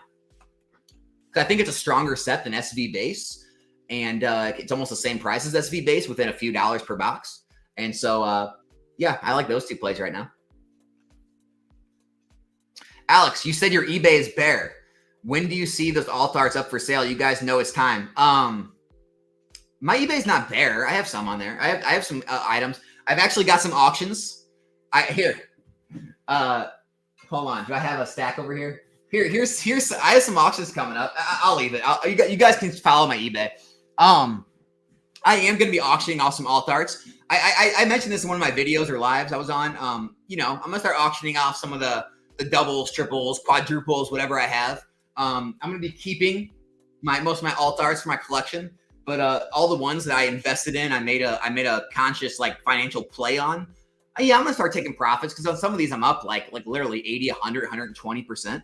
And so, I'm going to start taking some profits at this point. It's in no way saying that I think that the top is in, but it's time to take some profits. So, I've got some PSA returns that I got back that I'm going to be throwing at auction, so again, I have I don't know, Scarlet Violet cards, Sword and Shield cards that I got back at returns on. I have multiples of them, be selling those. I'm just trying to get some more capital in, continue to flow the whole machine. Just remember, guys, I'm full time at this, right? And so I still have to make an income, not just from social media, but also from the buying and selling side of my business. So some of this is just selling to continue to have capital, to continue to pay myself, continue to roll the business. And so, no, I am not dumping alt arts at this time. It's just I'm taking some risk off the table. I want to hold some in case this run keeps going. I want to sell some in case it doesn't, and protect myself. That's all. But here's the thing, guys. If you look back at Sun and Moon, look at XY, look what happened after their runs. Go look at the XY run, the Sun and Moon tag team, the waifu run we had last year in English. Okay, look how long it took for those prices to come down after the tops. Right. First of all, we don't even know if we're at the top yet, and then after the tops of those cards, it took months. People have this in their head that things happen very quickly in this hobby. Right. It's not like a buyout. Right. It's not a sellout. Right. Things don't go down like that. They don't drop immediately. Those cards took months and months to steadily go down 15, 20, 25, 30%. Months. It's not this thing where it's like, Alex, I missed the top. I just lost 30% of my money. It's like, no, you're going to be fine, right? If you want to start slowly getting out of your positions, things do not drop immediately. They take time. So remember that. Remember that.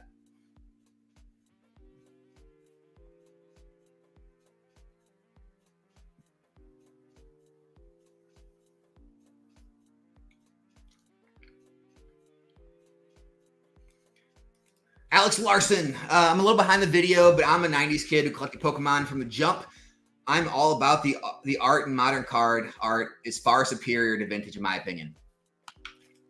Yeah, I mean, you can't say that's an objective take because it's art, right? But it's as close to being objective as objective can get. I mean, basically the majority of anyone you ask, if you looked at a vintage card and looked at a modern card, unless you have some financial, ties to it, or you have some nostalgic ties to it, most everyone's going to say the modern card looks 100 times better than the vintage card in almost every case, right? So again, it's not objective. It's still a subjective take, but it's the majority take, right? That modern just looks superior to vintage. It is what it is. Like it or love it. I mean, or like it or hate it. You gotta deal with it.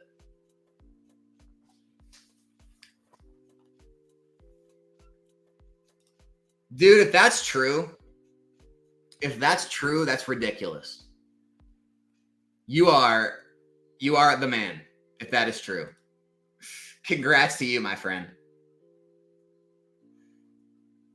How do I feel about buying booster boxes of Evolving Skies to invest in? Do you think is a good idea? I think there's a good chance it won't be lower in the future. I think there's also other things that will outperform it percentage-wise if bought right now. But there was another set. That plateaued around $700. And a lot of people, including myself, sold. I sold. And that set's name was Team Up. And it plateaued a little bit around 700. I sold around 700, and it went to over $2,000 and, tripled. So that's my thoughts on Evolving Skies. Hope it helps. Do you have a true personal collection? A true one. What's a true personal collection, man? What is that? Let me know what that is. If your question is there, do I have anything that there's no financial value assessed to it? No. I mean, if anything went to a certain dollar amount, I would sell it, right? I'm not one of those crazy idiots out there who's like, I don't care if this goes to $1 million, I'm holding it. Like, no, I'm not one of those people. Like, everything's got a price. But like, there's some things that I'll probably never sell just because I bought them for my collection. And unless the dollar amount gets so ridiculous, kind of like during COVID, right? I had zero. Look at my face here, right? I'm not lying to you. Look at me in the eyes. I had zero intention on selling my vintage booster boxes. My base set unlimited, my first edition jungle, first edition fossil, first edition rocket, right?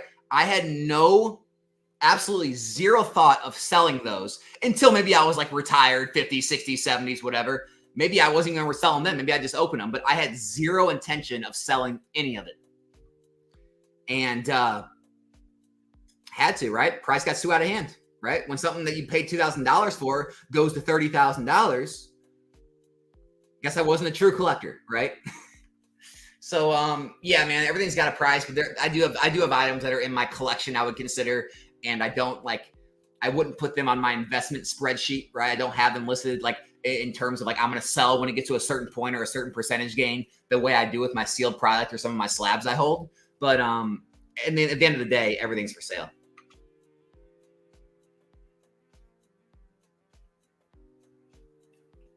Do you believe in the price discrepancy between black labels and PSA 10 slabs? Is it sustainable or is it just based on hype? It's been going on for a while now. I think it's been going on long enough where it's not hype anymore. I think here's the thing, guys.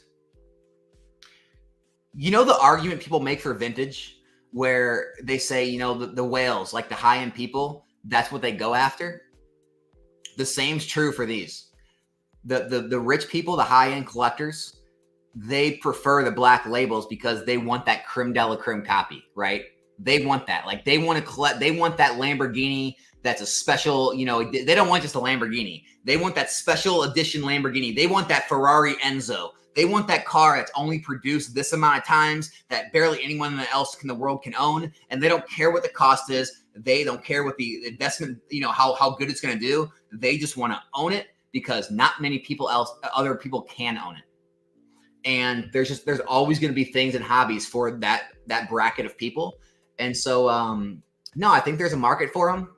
And I think those people will always create that market for them. So as far as investment value, like, are they going to have, buying in at the current price of BGS 10 slabs, are they going to have as good of returns percentage-wise as other things? Maybe not. Maybe not. But I think they'll hold some sort of high tier value because of that.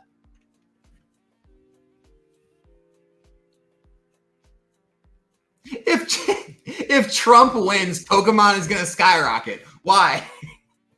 Why would that be? Oh, that's hilarious. Here's a super interesting one. Classic TCG collection. No, Anthony. No. The cards are beautiful. The box is way too expensive, though. No one wants it.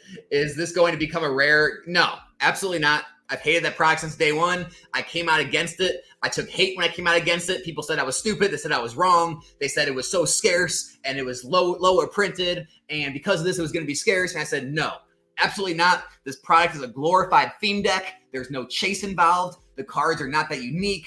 It's way overpriced. It should have been $100 product, and then it might have done well.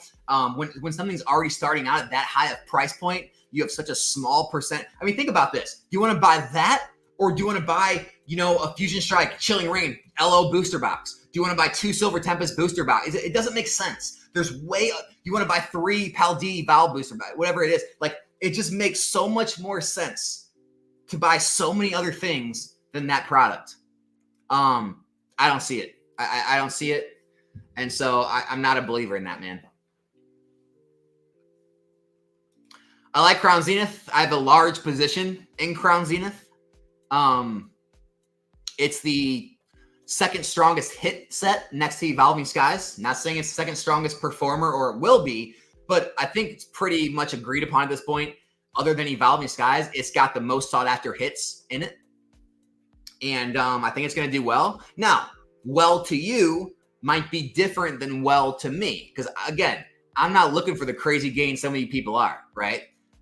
I'd be happy if that gets between $60 and $80 in ETB again. I bought a lot of my ETBs between $35 and $37. And so $60, $70, $80, that's, 90, 100, over 100% gain in a short amount of time. So if those ETBs hit $60, $70, $80 in the next 1 to 2 years, I'm happy. That's all I'm looking for. So in terms of if I think they're going to do well, yeah, I think they're going to be $60, $70, $80 ETBs. Are they going to be like $200? Probably not. Maybe one day, I don't know, but probably not, right?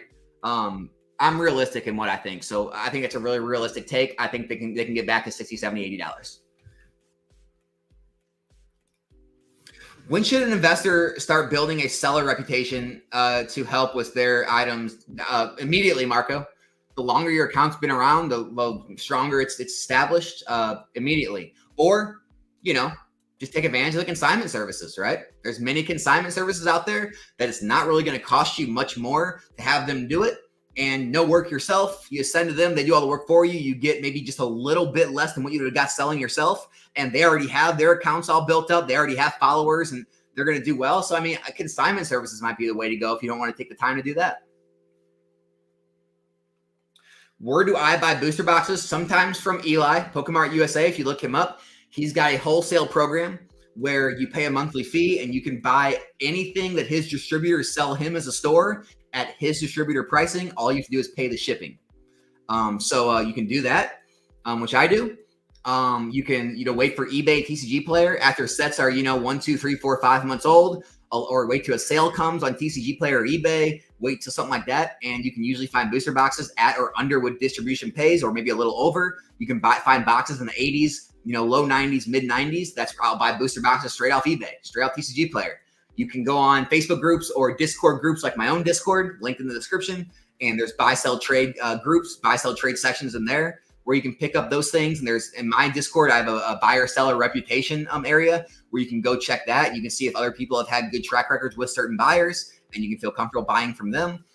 So all over the place, at shows, local card shops, they have deals going on. There's no one, independent LGS sites. You can go search independent LGS sites. There's tons of them, right? There's Safari Zone. There's I mean, gosh, I could list a million of them, right? Like, Forge and Fire Gaming. There's I can't even go through all of them. You can just search Poke Nerds, all that. And a lot of times they'll have deals. You can search up, you can look at their Google history results. You can look at, a lot of times you can find them as they have physical locations. You can see that they're an established company since whatever date when they were established. And so you can find trusted people to find on there. It's just shopping around is all it is.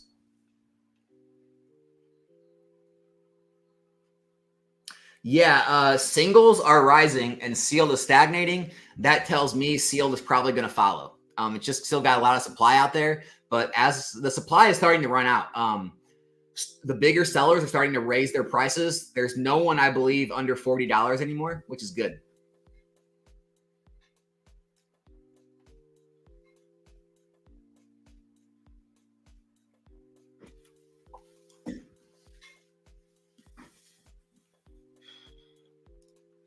Alex, I went 5 cases deep in Silver Tempest. Rudy said it'll be over $200 by the end of the year. Why hasn't it sold out yet? Should I be worried? What is your take on Silver Tempest? Yeah, so I'll tell you my take is it's obviously a weaker set than the other sets, but that's not the reason. The reason is they lowered the – so, look, you can agree or disagree with this. People like sealed cases. There is what's known as a sealed case premium, where let's say a box sells for $200. So 6 boxes is actually worth $1,200.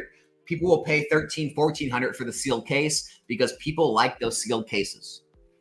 Pokemon Center, they reduce the amount you can buy per order down to 4 boxes, which makes it a lot less desirable for customers to buy from because they can't buy a sealed case. They can only buy 4 loose boxes.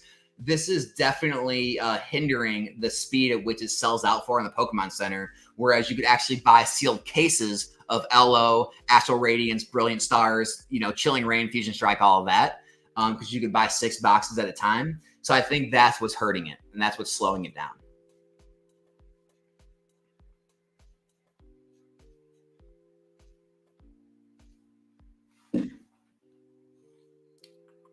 I sold all my singles, about 10K into sealed, 4 cases of LO and 4 of ST. Hey man, I understand.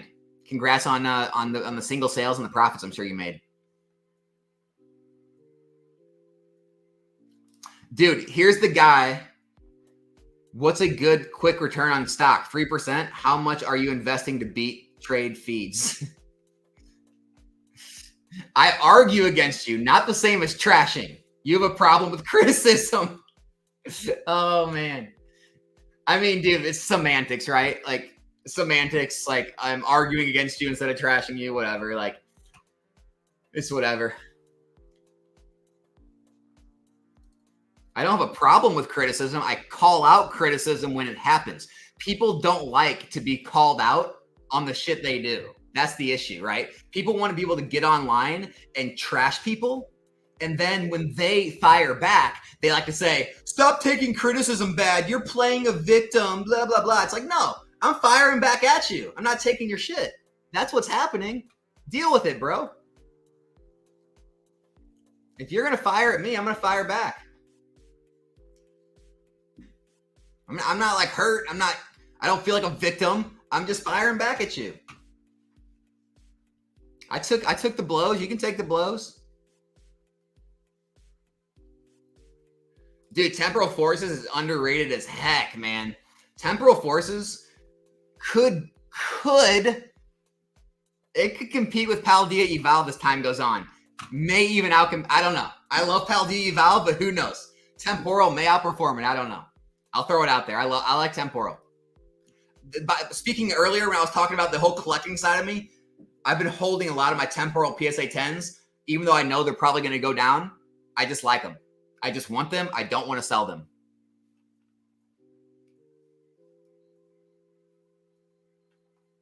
Better to sell my alt arts that are off center or grading, only getting 8 or 9. Yeah. Raw is going to be a better sale, man. Just sell them raw.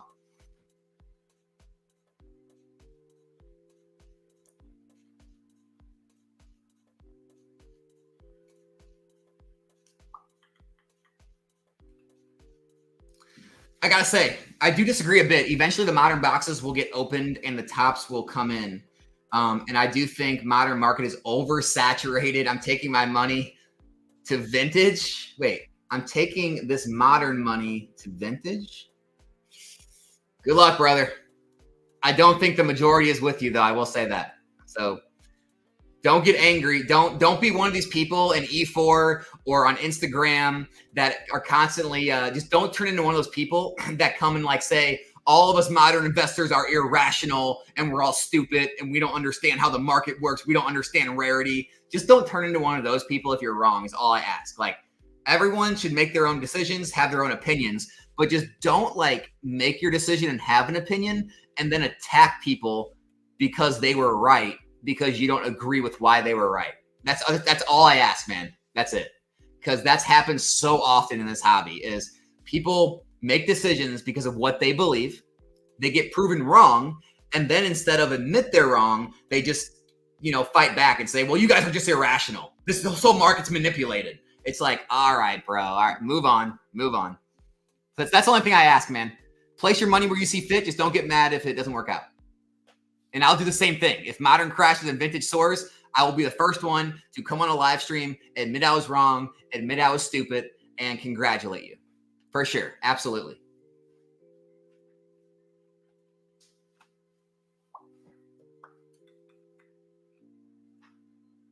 You're going to get some hate from the nerd comment. Dude, I can't get more hate, right? I am like these, and as much as I want to go on these live streams, they're like, Alex, no one hates you, right?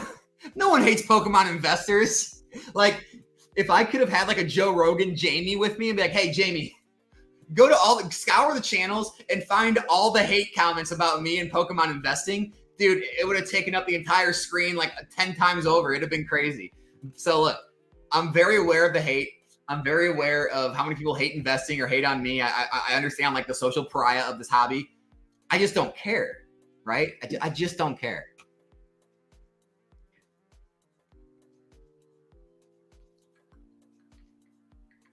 Let's go, Alex. W, investor bros. Dude, you know the W is always for the investor bros. All we do is win. Because all we do is get lucky. Time and time again. We're just that lucky, guys. We're just that lucky. Any thoughts on AGAS? No, man. Not me. Not like Randy Jackson from American Idol. No, dog. No, I'm out. That's kind of how I feel about all these different grading companies, the ACE grading, AGS, and TAG grading. Like, nah. CGC, no, I'm out. If you want to go play the Beckett Black Label, Beckett Pristine game, I'm with you. Other than that, PSA. Other than that, man, nah, I'm out. You're the Pokemon orange man. Sorry, it feels that way, man. It feels that way sometimes. Are your UFC buddies invested in Pokemon? No, they're not. But I do want to shout that out. Charles Johnson won his fight. Joaquin Buckley won his fight. Joaquin, dude, he's probably like maybe 1 or 2 fights away from a freaking title shot at this point, right? So pretty freaking cool, guys. Pretty freaking cool.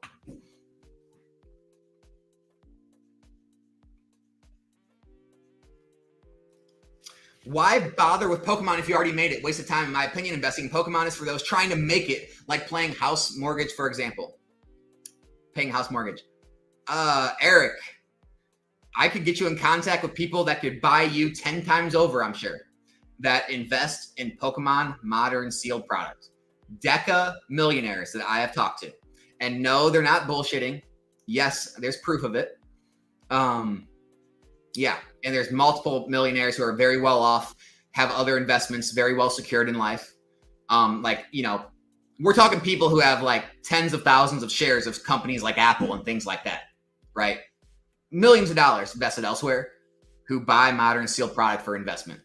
So why bother? Dude, if you're into finances, I just showed you in this. Go rewind this video. I just showed you why. Because Pokemon outperforms other investments where you could place your money. Why do you think Rudy invests in it? Right?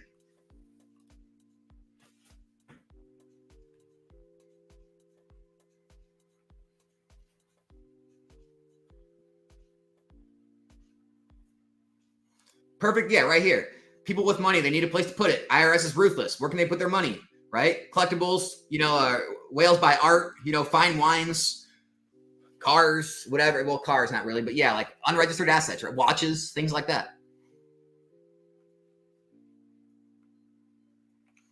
No, I am not buying 151 right now. I think they're going to come down even lower. I'd be looking in the 60s, maybe the 60s a box.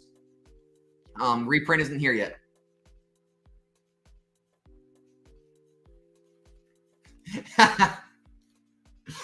Oh, man. Guys, don't be like Moonbrion here. MSRP is a fictitious number. It means zero. It does not have anything to do with anything in this hobby. Don't take MSRP into consideration for literally any decision you ever make in this hobby, right? Pokemon assigns a random number, 161 whatever dollars is MSRP. You are never going to be buying a booster box at $161. Every time a set is released, they're in the 80s, 90s, or low hundreds. That is the market price. Japanese, on the other hand, they actually adhere to their MSRP. They assign a realistic MSRP to where stores usually sell at and be a little above it, right? Completely different scenarios.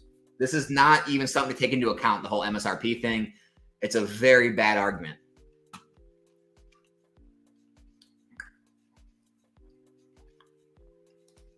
All the arts are finally at fair value. I agree with this. I agree they were undervalued. A lot of them just hit their 1-year highs recently. They've surpassed them now, but like they were so far down and beat up. So a lot of them have regained the value they probably should have already had. And then some maybe are getting to the point of overbought, but not really yet. I think they still have room to go, in my opinion. They could, though. They could cool off.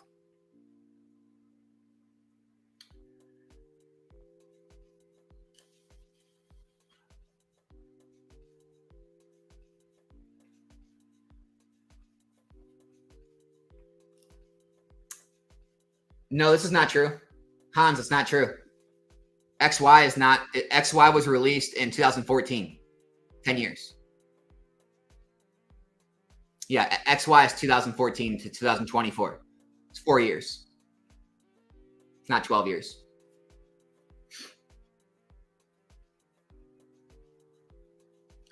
If a PSA slab is cracked and resubmitted, is that card then counted twice in the pop reports?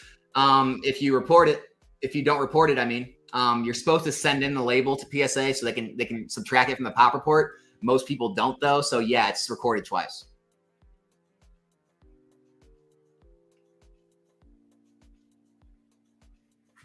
All right, guys, I gotta wrap things up in a little bit, so I'm gonna kind of scroll through the comments quickly. If I miss your comment, I'm not trying to dodge your comment. I apologize, but I'm gonna try to go through a little closer and try to pass through the ones that are a little more repetitive, so I can catch up with the chat. Because I don't want to really go over 2 hours today, so let me try to get some questions taken real quick. I'm gonna try to do like a speed round of questions. Let's do this.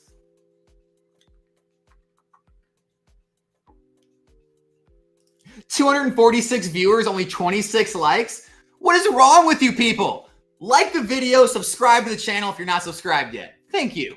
Appreciate you, Michael. I'm a Paradox Griff Shield. Absolutely. Hey, speaking of this, hey, if you guys would do me a favor.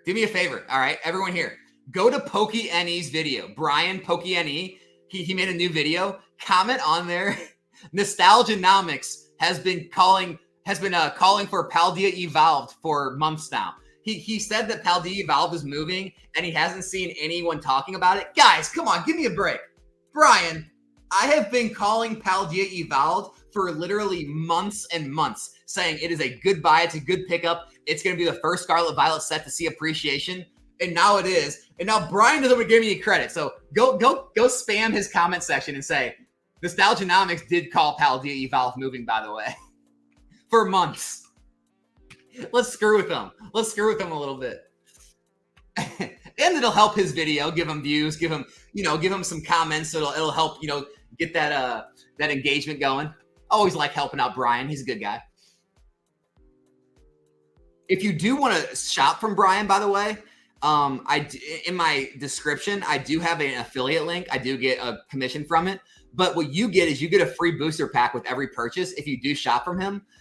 He sells a lot of Japanese stuff. He sells some English too. But if you do shop with him, just click on that link in the description. I get a little commission. You get a free pack. Pretty cool. Pretty cool.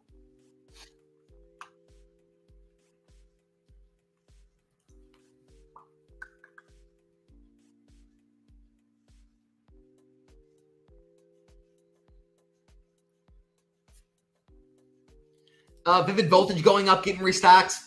I mean, a lot of stuff's getting restocked right now. I think Pokemon's just clearing out their warehouses, kind of getting done with Sword and Shield, moving on to Scarlet and Violet. So it makes sense.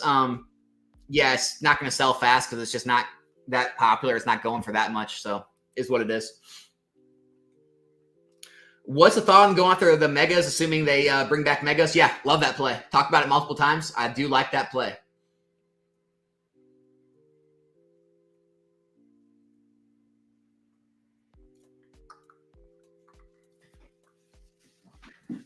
What's that random Alakazam card? That is there because I could not find a Flareon V before the price got absolutely stupid, and now it's like over $400.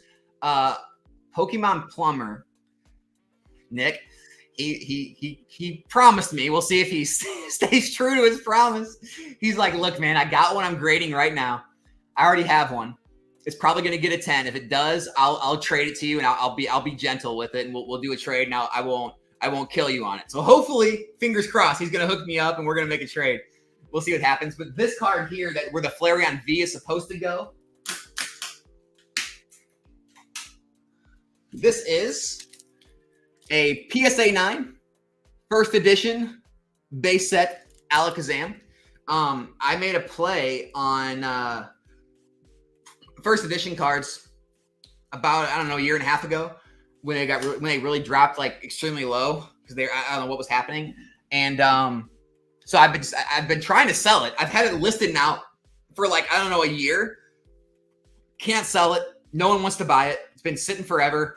Don't know if I'm still the lowest listed. I was the lowest listed on the market for a long time. And just, you know how it is. Nobody wants vintage. So it's for sale if anyone wants to buy it. I'll give you a deal. All my vintage collectors who have been playing devil's advocate in the chat, vintage PSA 9 first edition Alakazam. Hit me up if you want it. Nostalgianomics@gmail.com.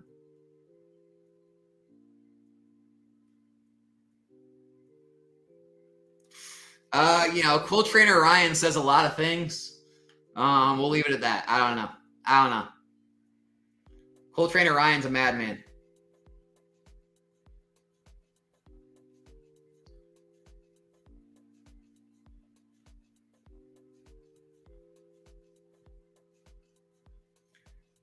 Is there a Sun and Moon opportunity? A lot of the boxes haven't really dipped too much. So, I mean, but a lot of the singles did. So maybe there's an opportunity on singles. I think the boxes will always continue to have some sort of rise. I don't know if there's like a glaring opportunity right now, though, is my issue. XY boxes might be a good opportunity, especially the ones still in the hundreds. I mean, especially if that mega boom is a thing and the cards all jack up in price. Maybe the boxes rise too.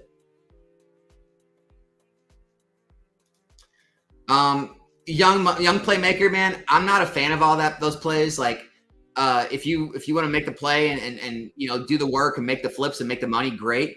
I pretty much stick to the mainline items now. I don't really play the whole like try and buy and break down and sell a bunch of loose packs and promos. It's just it's really cumbersome. It's a lot of work, a lot of legwork, and it's not like crazy amount of gains. Like, I feel like you can make just as much gains, just like grading raw singles, putting them in slabs, and then selling those for good margins. But it's up to you. It's not for me, but I think everyone can do well with it. Yeah.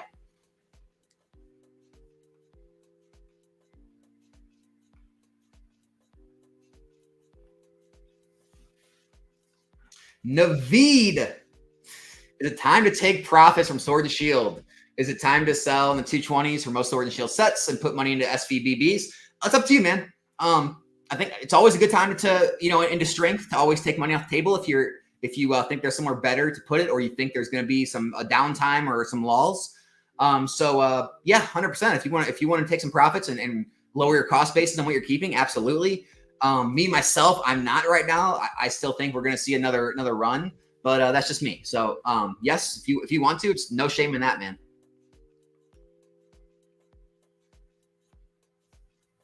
Anthony, I'm still more a fan of the ETBs. The booster bundles, like, here's the thing, like, it depends on what you can buy them at the cost per pack, is what I'll say. That's what I would say. I don't think the booster bundles are going to hold a sealed premium like a booster box does. And by the way, I don't think an ETB holds a sealed premium. It's really just going to be about where the best cost per pack is, I think, right now. So recently, with some of the cards I have blown up in price overnight, like Trainer Galleries, I went ahead and bought PSA 9s under the raw price. Is it dumb to getting PSA 9s? No, if it's under raw, why not? Why not?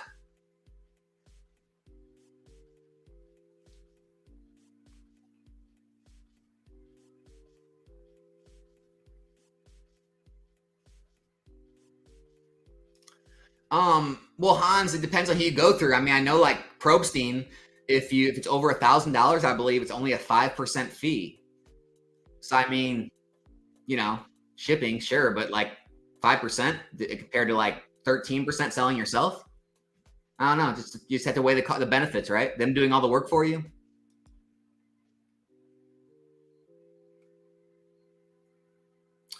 Can you deduct your product cost from sales when selling Pokemon investments? Absolutely. Absolutely, you can. Oh, yeah. I mean, I don't know how it works if you're not an official LLC or business. Tax accountant, CPA. But yeah, I'm a LLC. I'm able to subtract all my business costs. That includes inventory in and inventory out. So yeah, for sure.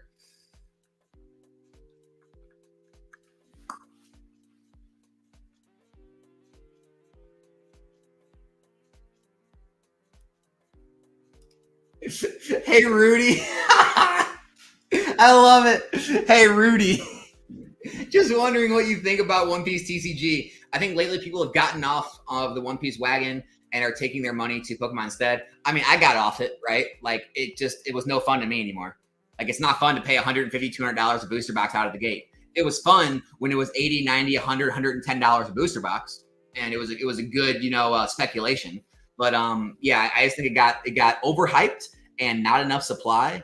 And unless you had an inside track at a pre-release price, it's very hard to buy brand new TCGs, brand new sets that high a price out of the gate. It's not something I'm playing with anymore. It may change in the future if they get their shit together, but we'll see. Do I think it will rise in value? We'll see. I mean, I have one in my collection, right?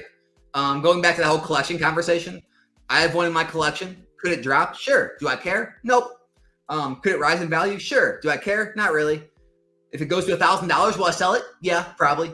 If it goes to $400 or $500, will I? No, probably not. Right. So like, do I think it's like the greatest investment? No, but I mean, it's a cool card. It might be okay to hold. Sure.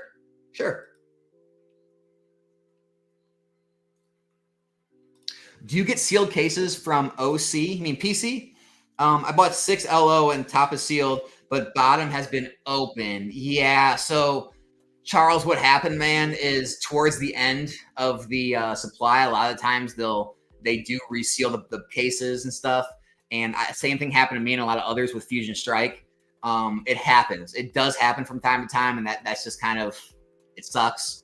A lot of the times, most of the time, you get a sealed case. Sometimes that happens. So, sorry to hear, man. Yeah. It's always hit and miss with Pokemon Center. You just kind of get what you get.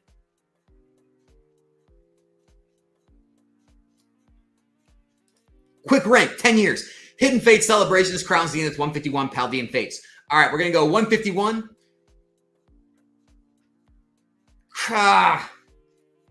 What do you mean rank? What does that mean? Like value? If we're talking about value, Hidden Fates is probably still going to remain the biggest. Probably Hidden Fates, 151, Crown Zenith. Ooh, Celebrations. Yeah, probably Celebrations, Paldean Fates. That's what I would say. Hidden Fates, 151, Crown Zenith, Celebrations, Paladin Fates, 10 years from now. Value-wise, total overall value, not percentage gain.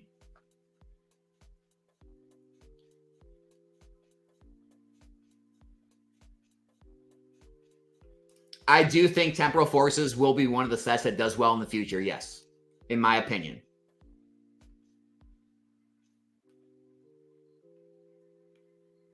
Thoughts on Twilight Masquerade?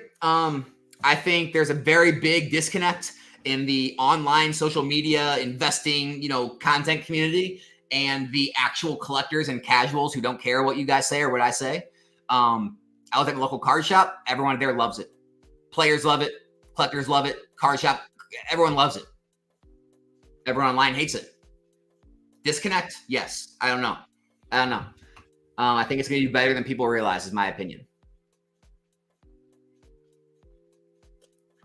What's the better move, Crown Zenith or just start now on SV? I still like Crown Zenith in the 40s. Absolutely. I like it still. I like Crown Zenith. I don't like ETBs outside of specialty sets, Quentin. Just got a pair 180. Thought it was a good deal. Sounds like it's under market. Do you think short printing affects the market? Temporal and Twilight supposedly short printed. Dude, I think it's bullshit. Again, I have access to Eli Pokemart USA. He's got 4 distributors. He didn't even max out his allocations on Twilight Masquerade. And I don't think he maxed out his allocations on Temporal Forces either. He got as many or more booster boxes than he even wanted. And I think there's enough out there. Is it printed less than Scarlet Violet base? Maybe, because they're shrinking supply based on the amount of demand that's now, because it's less demand than there was in Sword and Shield. I don't think that's the major factor. I think it's going to be the cards inside, the hit rates. Yeah, and maybe they become more scarce over time because there's less. But I don't think it's this big short print thing where it's like, oh, these are going to run up in the next month or 5 months. Like, there's still a lot of these things printed. No rush.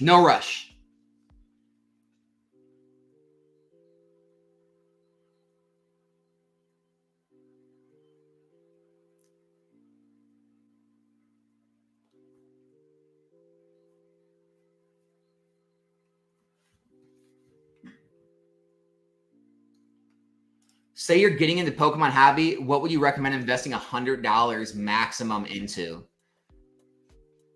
I mean, I would say the safest play, in my opinion, is a booster box. Buy Temporal Forces, buy Paradox Rift. I would just buy the newer booster boxes at $100, and even if reprints come, most are going to be down maybe $10, $20 at a time, and 3-5 years later, odds are you're going to be up on your money. Just kind of is what it is.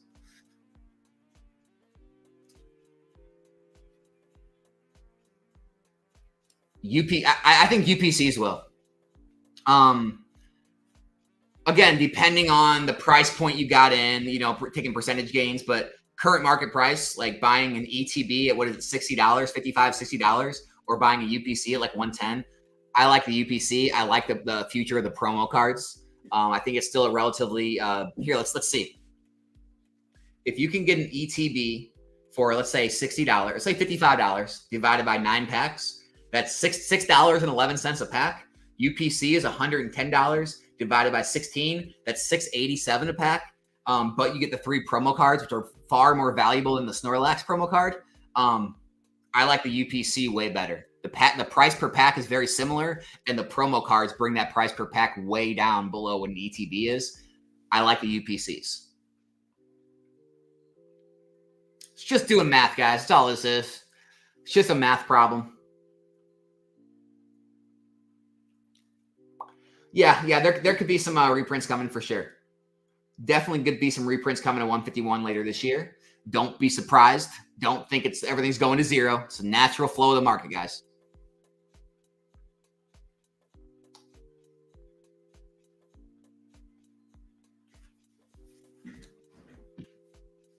Yeah, Sun and Moon, Sword and Shield, Scarlet and Violet. I'd be looking all over for single plays right now. When everyone's attention's in one place, look elsewhere. For sure.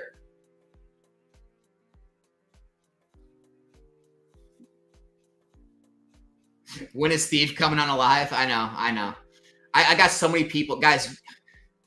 Not to like act like you know, I'm some big, you know, larger than life guy, but like I have so many people right now asking to come on the channel. I mean, I could schedule 2 lives a week and I could have it filled for months. So I have so many guests that wanted to come on. I have a guest on Wednesday this week. I have a live Wednesday this week during the day.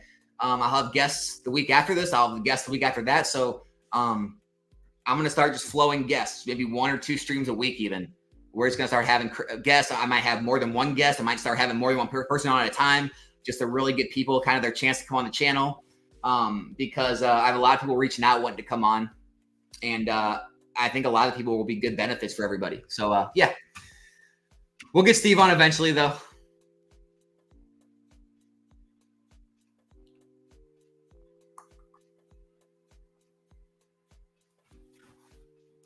Bought Paldean base for 82 a pop. I'm not leaving. You mean like Scarlet Violet base set? Probably. All right. Just started collecting Pokemon cards a few weeks ago. I'm not interested in all things related to Pokemon. I appreciate your videos. Keep up the good work. Yeah, I get it. I understand that, man. Like people are, you can be like super deep in all the niches of the hobby, or you can just kind of be like you. Hey, I'm just starting to invest. I'm just trying to keep a baseline. You know, what works, what doesn't work. I get it. Like my channel's for both, right? Not every video will be for everybody, but I will try to have something for everyone. All right, we almost to the bottom here. All right. I reached the bottom of the chat, guys. If I missed your comment, your chat, feel free to leave it in the comments. I'll try to answer it there. Sorry if I missed you. Appreciate everyone showing up today. Hope you got something out of it. If you showed up late, make sure to go back and watch like the first, 20, 30 minutes of this thing. I really went through some hardcore facts and data, the economics behind the economy, behind why collectibles are seeing the growth they are, how they're becoming more trusted. I talked about, where this money's coming from. I talked about why, booster boxes are actually safer than even single stocks, crypto, other places you can put your money. I touched on, sales data of how Pokemon is continuing to outperform this year than last year with Pokemon in general, booster boxes, slabs, everything's up. And so go watch that. It really dives into the facts and data statistics. And that way you can understand why we are where we are. And it's not just opinions. And hope it helps as always. Appreciate everyone being here. And hope you guys enjoy your Monday. I'm out.